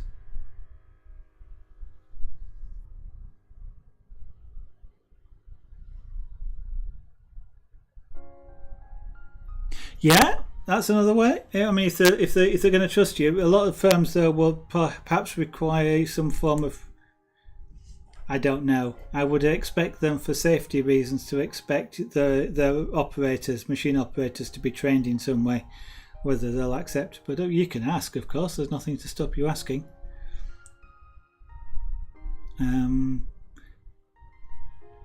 Especially if it's something that I was about to say they don't care much about. That's not quite what I meant. But something perhaps where the milling tolerances are not too demanding, so you're not wasting materials. But yeah, ask. So one thing is, you could, with all of these things, is not being afraid to ask, because that's the key thing. If you ask, worst that happens is somebody says no. Best thing that happens is you get exactly what you asked for. That's assuming that you asked for what you wanted in the first place. Right, I'm just going to take a quick measurement, but I'm not going to be able to do much more because I'm going to need a t-square or a set square, and I don't have one here. Yeah then, so I'm going to measure this in millimeters. So one of the things I'm doing here, by the way, that's 44, but I'm starting at 20. And this isn't the most accurate measurement. Now that's not square. Ooh, that is not square. I'm not measuring this for anybody that's watching. Claire probably understands immediately why I'm not. But I'm not using the end of the tape. I'm not using this thing on the end to start from, because quite often on these tapes, well, for start, they do move. They're intended to move, by the way. If you ever get one of these tapes and the end feels loose, it's meant to be. And potentially, if it doesn't move, it's not right, because the idea of them is, if you put this over the end that way, it moves to take account of the thickness, and if you do it that way, it comes this way to take account of the thickness of the end. But it's still not that accurate, so I'm actually starting at a mark I can see, which is 20, and measuring from there, and I'm measuring the distance between the same point on the diagonals. And if this frame is square, in theory I should get exactly the same measurement across, and I'm actually not. So this distance here, this diagonal, is slightly smaller than that diagonal. Not by much, it's only a millimetre. But a millimetre means it's not square. Now one of the other things I'm going to do is measure to the outside as well. I've just measured the inside. I'm going to measure to the outsides, because it could well be that the plastic is not the same thickness. So that's 1 millimetre short of 46. That's sometimes how I measure things.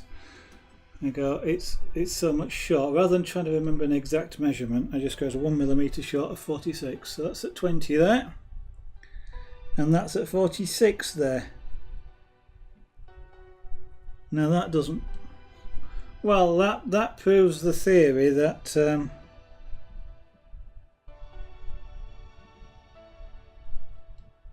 this plastic isn't the same width. Because the inside here is exactly 44, so the inside is smaller than that, but the outside there is larger than that.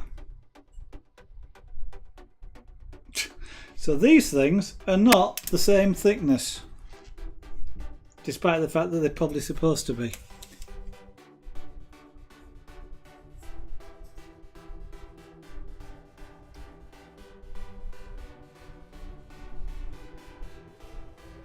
Oh yeah, great laser, good. I mean, good thing to work safely. Of course, the only difficulty sometimes is that you don't know what, because you don't have the experience, you don't know what safe is as such.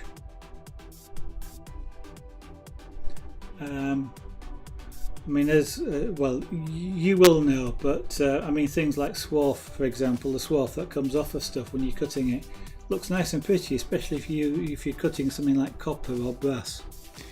But of course, as you know, the swarf is razor sharp, but unless you've had that sort of taught to you or experienced it, it sort of looks quite pretty and would be nice and soft and springy and rub your hands in it.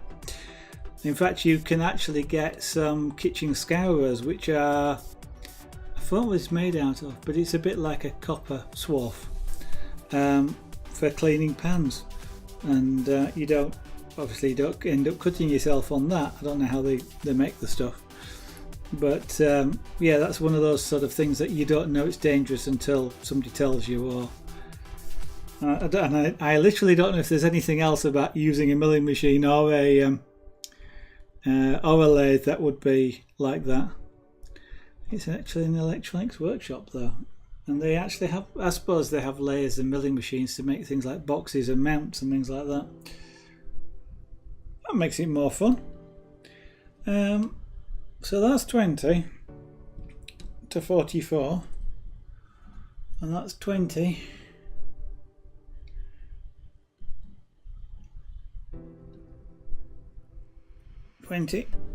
to 46, excluding parallax errors. 20,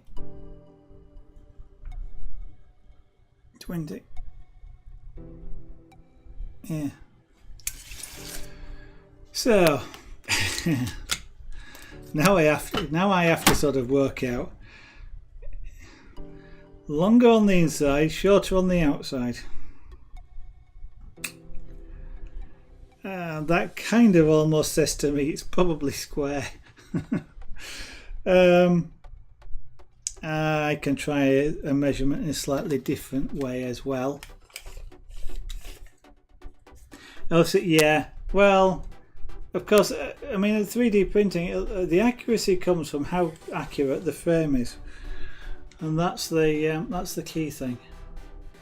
So the more accurate you can make your frame, the better chance you've got of getting decent prints.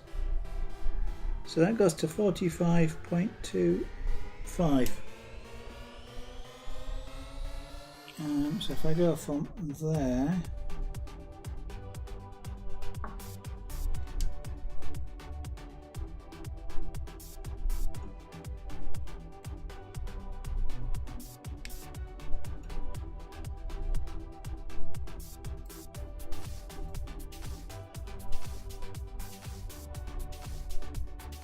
now that's the short edge, so I want to go that way. From there to there. So I'm just doing a measurement in a slightly different way. And that way it's exactly the same. Which means that I'll accept that. What I was doing there is, if I show you one of these things here. Okay. This is one of the feet. Sorry, it's out of focus. As you can see, it's not a symmetrical shape as such, but I was measuring initially from this face to the same at the other corner and the other diagonal.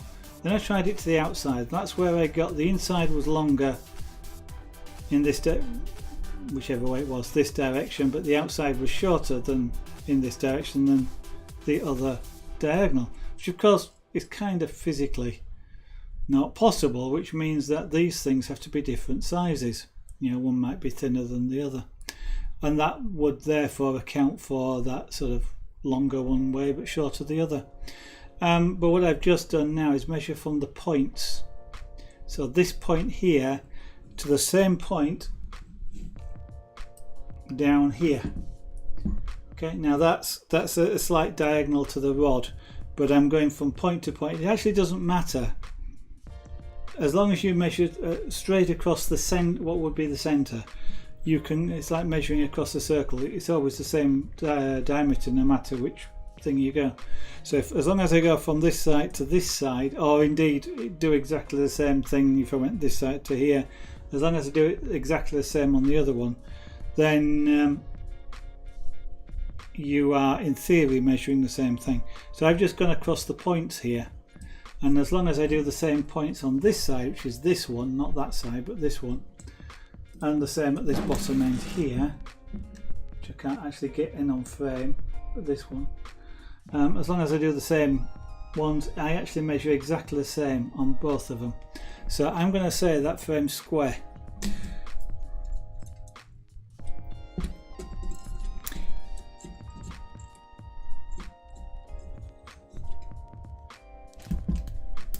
It killed you. Yeah. You've got to learn not to lean over a soldering iron. Apart from, well, unless you've got a fan, which helps, but otherwise you get all the flux in your face. But I know what you mean. You do tend to lean over it. Learn to sit back, and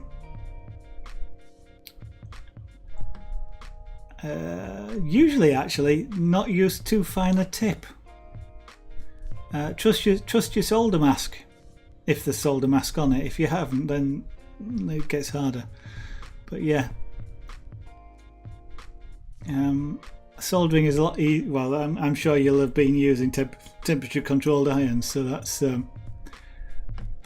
makes life a lot easier. But yeah, it's so what were you doing? Soldering surface mount? I'm surprised it took 3 days. And hopefully you weren't using acid flux. You were just using rosin flux, which is not nice, but it's not as bad. Yeah. When they do that, generally speaking, when they do those sorts of things commercially, they've got an extractor which is usually pulling air, and you don't blow the stuff into somebody else. You suck it out and blow it outside, or filter it and blow it somewhere else. But yeah, I mean, I do soldering here just for myself, and I've done it when I was at work as well. And yeah, you learn things like that with the flux, and it's not pleasant. But yeah, use as big an iron as you can get away with, and soldering becomes a bit easier. But I've never actually done any surface mount soldering. It doesn't fantastically bother me to do it. I just never had the opportunity. So that's really tiny. But you were working on small circuit boards for mine communication system. Oh, okay. Resistors, coils, fuses. So what was that? Mine as in, I was about to say wireless transmission, sort of surface to mine, or as in sort of telephone type communications where you're communicating down wires.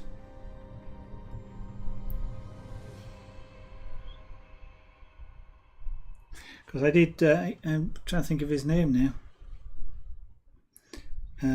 John. Can't remember his name. Used to know a guy who actually, in quote, I'll say in quotes, he invented the mole phone. Sort of the communication actually for mine rescue and cave rescue, where they could communicate from the surface through the ground to somebody in the cave.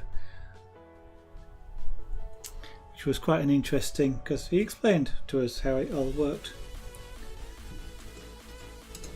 Because he was a radio amateur, so it was sort of transmitting radio waves through the ground. Right, what's the next bit on this one? This is now, yeah, I could do with knowing whether this is flat, but that needs putting it somewhere else. I do suspect it is flat though. And then checking whether the y-axis rods are level, which is putting a piece of glass on there.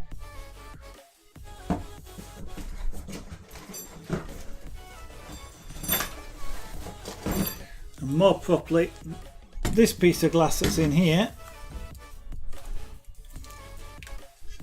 if I can get it out.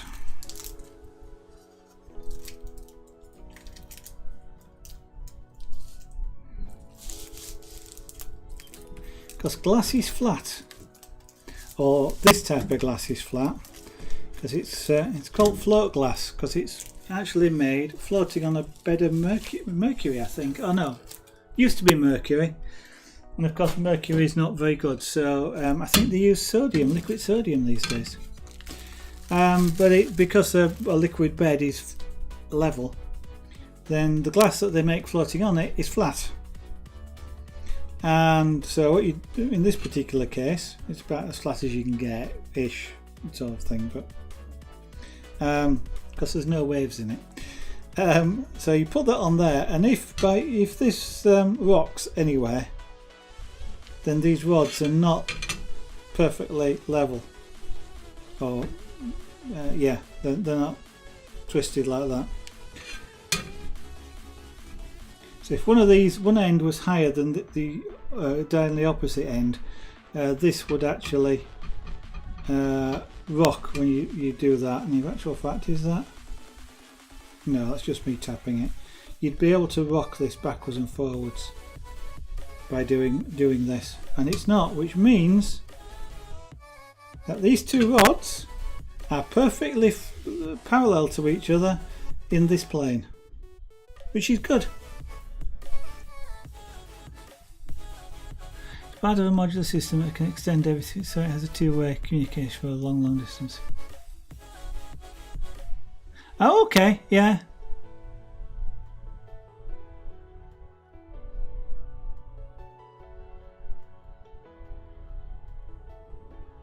Oh, okay, that's interesting.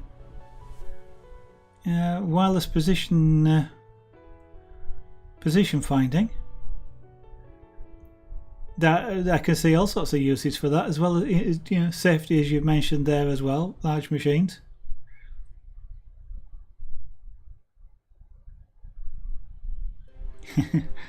And I can see people going, "Why? How would a miner not know he was near a large machine?" And I can quite easily say, very easily, I guess, because it's not quiet down there, and you wouldn't necessarily know that you were next to a machine. That's interesting. And you will be playing your own part in that laser. That's fantastic. Let me put this glass back, I think.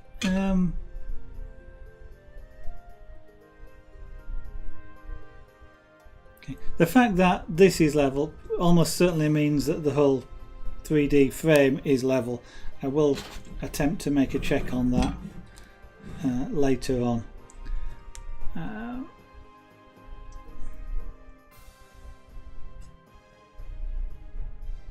The next thing then is to square up these rods, the Z rods as it's called. And sorry, let me move this piece of glass out of the way. In fact, yeah, I'll put that away in a minute. Put it down there for now, but I'll put it away in a minute. Yeah, the next job is these are the Z rods, and these have to be aligned, and they've to be aligned in two directions. The one here and the one over here have got to be vertical to each other, parallel in the vertical direction. Then they have to be exactly aligned in so this direction here, so they're exactly in alignment that way. So having aligned them sort of in this direction and aligned them in this direction, they then have to, the whole thing has to be aligned so that they're aligned in that direction. So it's a three-dimensional alignment on these.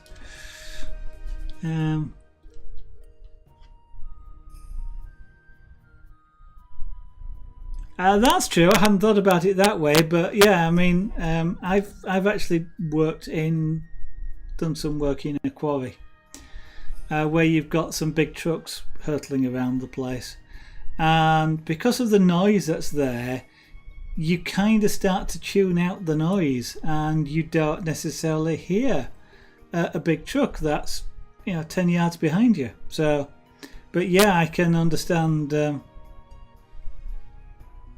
those things. Yeah, I mean, I guess even with things like reversing cameras, they can still quite easily miss seeing somebody behind them, or to one side when they start turning and things. But I hadn't thought about that. But yeah. Well, I mean if you just if all you're doing is saying to the truck or the vehicle there is someone around, then all you need is beacons on the helmets, isn't it? Low power beacons.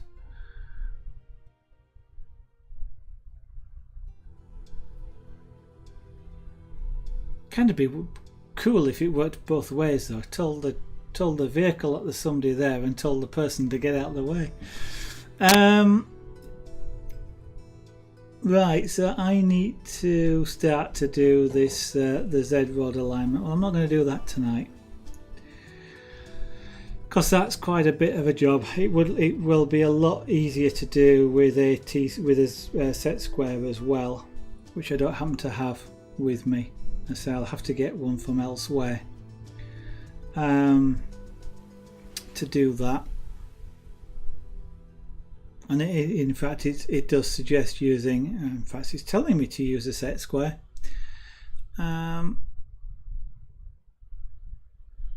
Start by making this cross rod like we did with this, lining them up together, making this cross rod here exactly the same distance from the front, so they're both in exactly the same place. Then they've got to be made vertical on both axes. Yeah.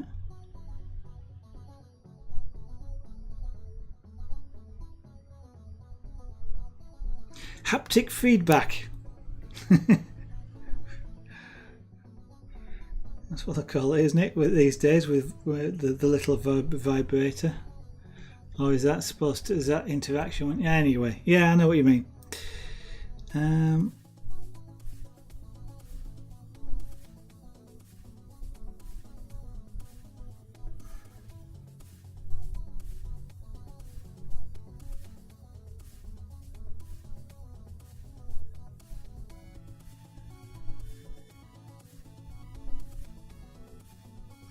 Yeah, okay, so we've the next job to do is align these two Z-axis rods. That's quite involved. It involves ideally using a set square, which I don't, as I mentioned, I don't happen to have around. So I will get that out of the other workshop tomorrow. And hopefully tomorrow night we'll be able to do some more on aligning this, because once they're aligned, that's the frame basically finished. And then it seems that having done the frame, we then move on to what they call a Y-axis assembly. And which is the Y-axis assembly? Let's have a look. The Y-axis assembly is the one that goes this way. So that's the carriage on which the plate rides, the bed plate rides backwards and forwards. So that's the next assembly step, having aligned these two rods. And that's when the drive belt goes on as well, and the stepper motor that goes at the back to drive it. Okay, so that's tomorrow's job. So let me put that to one side. In fact, let me put my tools away as well. And I'm putting that to one side because just for the minute I'm not actually stopping. I've got something else to do. So I'm going to carry on the stream, but I'm clearing the space. Let me put that away. I'm going to, yeah. So tomorrow, largely speaking, this is the bed carrier and the bed plate. So I've got a stack of stuff here. So the glass goes on the top. But there's then this red PCB, the metal plate. So glass on top, metal plate. Then there's this PCB, which is a heater plate underneath. And then there's the wood. I think it's that way around. And then the wood on the bottom, which carries all of it. And that's the one that carries the bearings which allows this thing to slide backwards and forwards. So what I'm going to do just for the minute is just put this glass back into this sandwich because it's taped. So I don't want the glass moving around in the box or anything. But I should probably do that, having moved the frame out of the way, and do something sensible, like move the big stuff out of the way.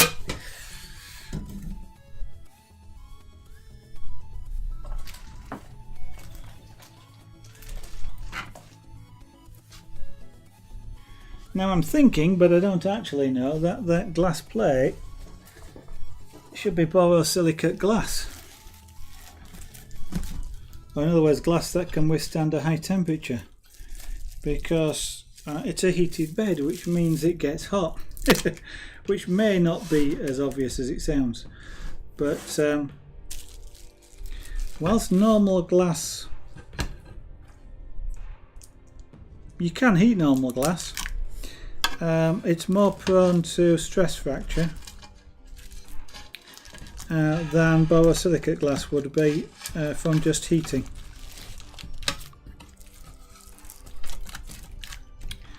So I'm just trying to put that back in there just because it keeps everything together.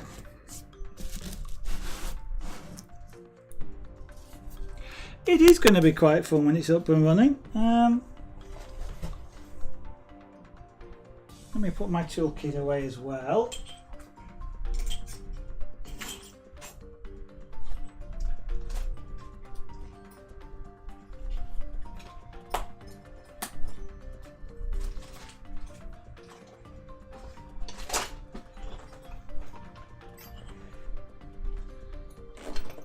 There's it.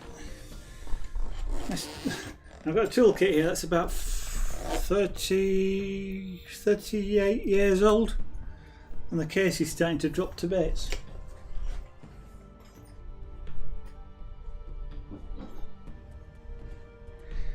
It's actually made out of leather, and I could do with so the stitching is coming out, and I could do with restitching it, but I don't actually know what to restitch it with. So what I'm going to do now is I have a bracelet order that I need to work on. I got one of those yesterday, not yesterday, the day before, and I did the 2 bracelets. So I did the titanium one last night, and I've got just a straight silver aluminium one to do now. So I want to do a little bit on that, even if I don't finish it. So maybe do about, well, in theory I should be able to finish it in an hour, but I don't know if I'm going to go on for an hour. This is where I've got filings on the desk.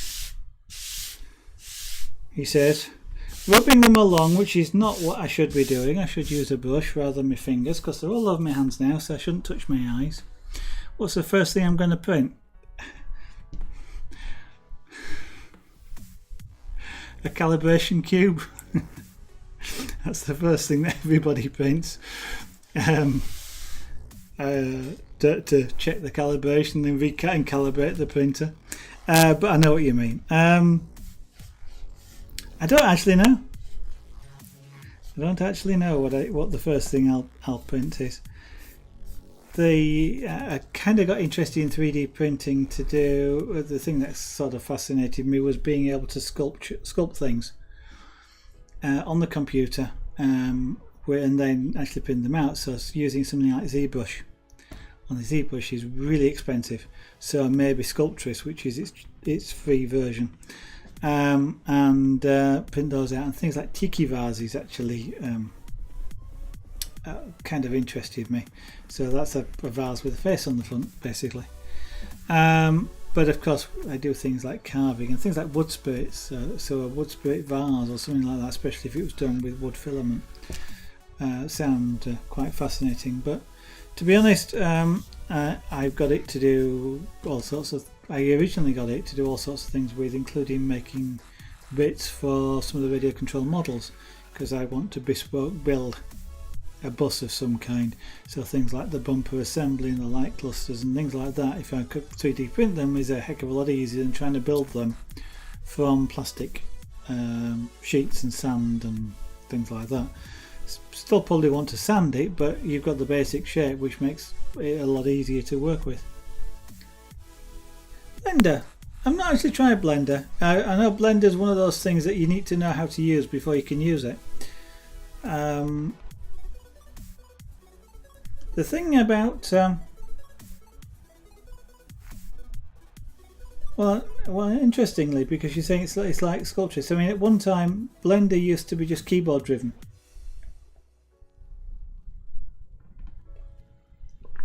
Whereas Sculptris, I can actually use a 3D. I can actually use a pen with a tablet, and to some extent sculpt it like I would carve. Whereas at the last time I looked at Blender, it was keyboard driven in that you were inputting coordinates and things like that rather than anything else. But I'll quite happily take a look at that. So what I've got in front of me here, and I'm going to put a handle on this. I will put a handle on it if I can decide which way I want to put the handle on it.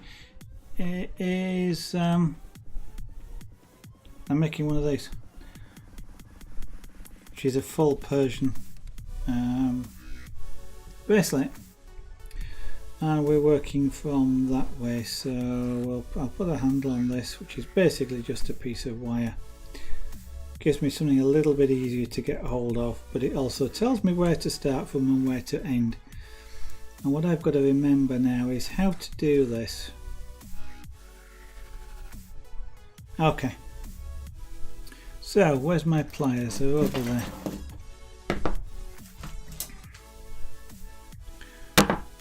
So what I'm going to do in a moment is I'll move the camera. Let's bring the camera down.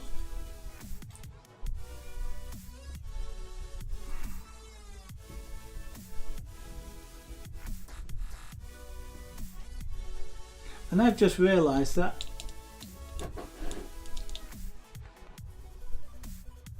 autofocus was turned off on the camera, and it was set up to focus at about that distance. So what you've been watching all evening, Laser, hopefully hasn't been too far out of focus.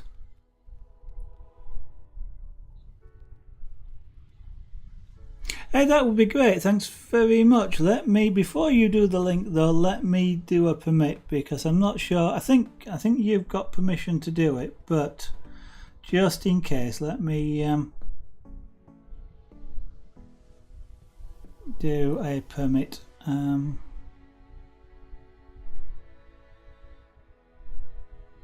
Don't want to time you out accidentally. Didn't seem out of focus at all. Okay, that's good. Of course, it could well be that the camera has reset itself into autofocus.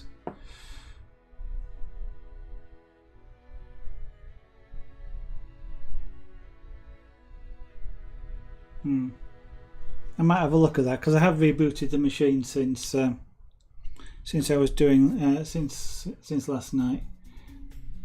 Yeah, that's a bit out.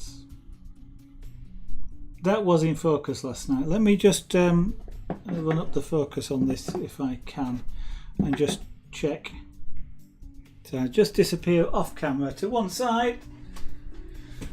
Let me bring up the camera focus on this one.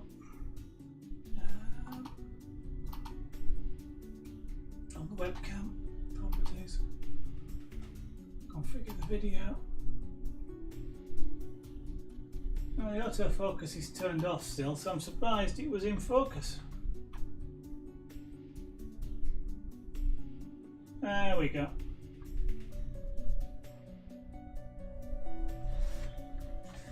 That should be a lot better now at this shot at close distance anyway.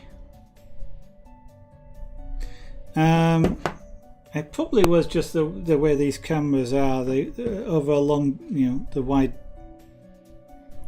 When they're focused this closely, the depth of field is the word I'm looking for. It's quite large on these cameras. So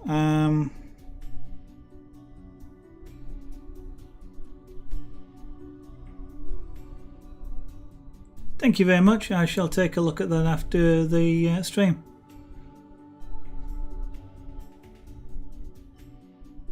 Yeah, that's right. Once you get the basics, you can always explore the other stuff afterwards. Now then, I'm trying to remember. I know how this weave wants to go, and I can do this weave with purely open rings, which I've got there. But I've got a set of closed rings here, because I know you can do this with open and closed rings, but it's just remembering exactly how.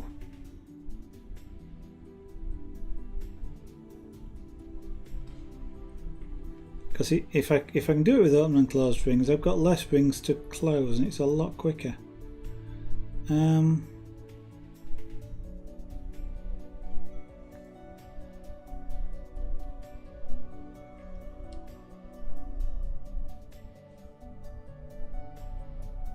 So my next one is going to go through there, so that's...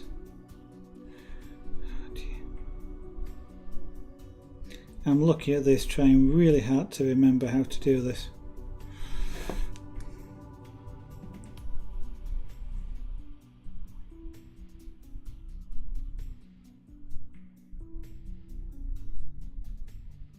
As I say, I can do this with purely open rings and just carry on from there. But I'm trying not to. And why can I not remember how to do it? Maybe, well, maybe I'm remembering wrong. Maybe that's what it is. I'm remembering wrong.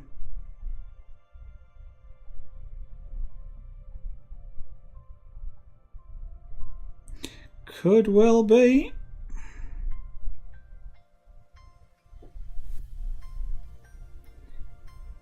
Oh well, I can spend days trying to work this out, or I can just get on and weave, and then and forget about doing it the slightly faster way, which I would get if I was doing it with closed rings.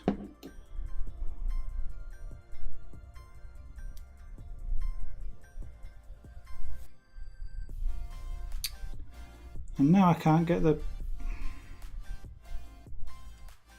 Have I done that right?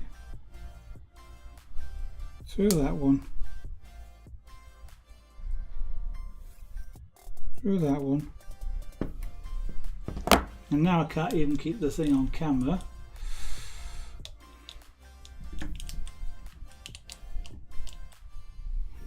And it's going to be out of focus now that I've just moved that, isn't it?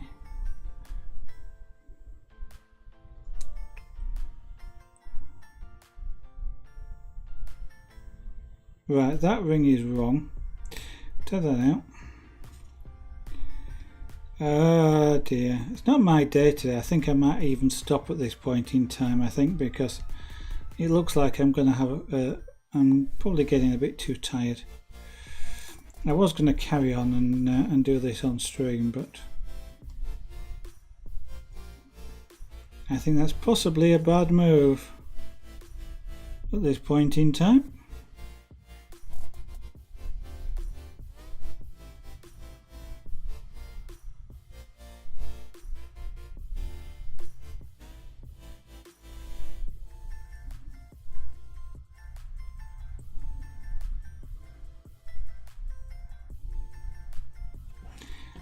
Yeah, it's a bad move. I shall give up.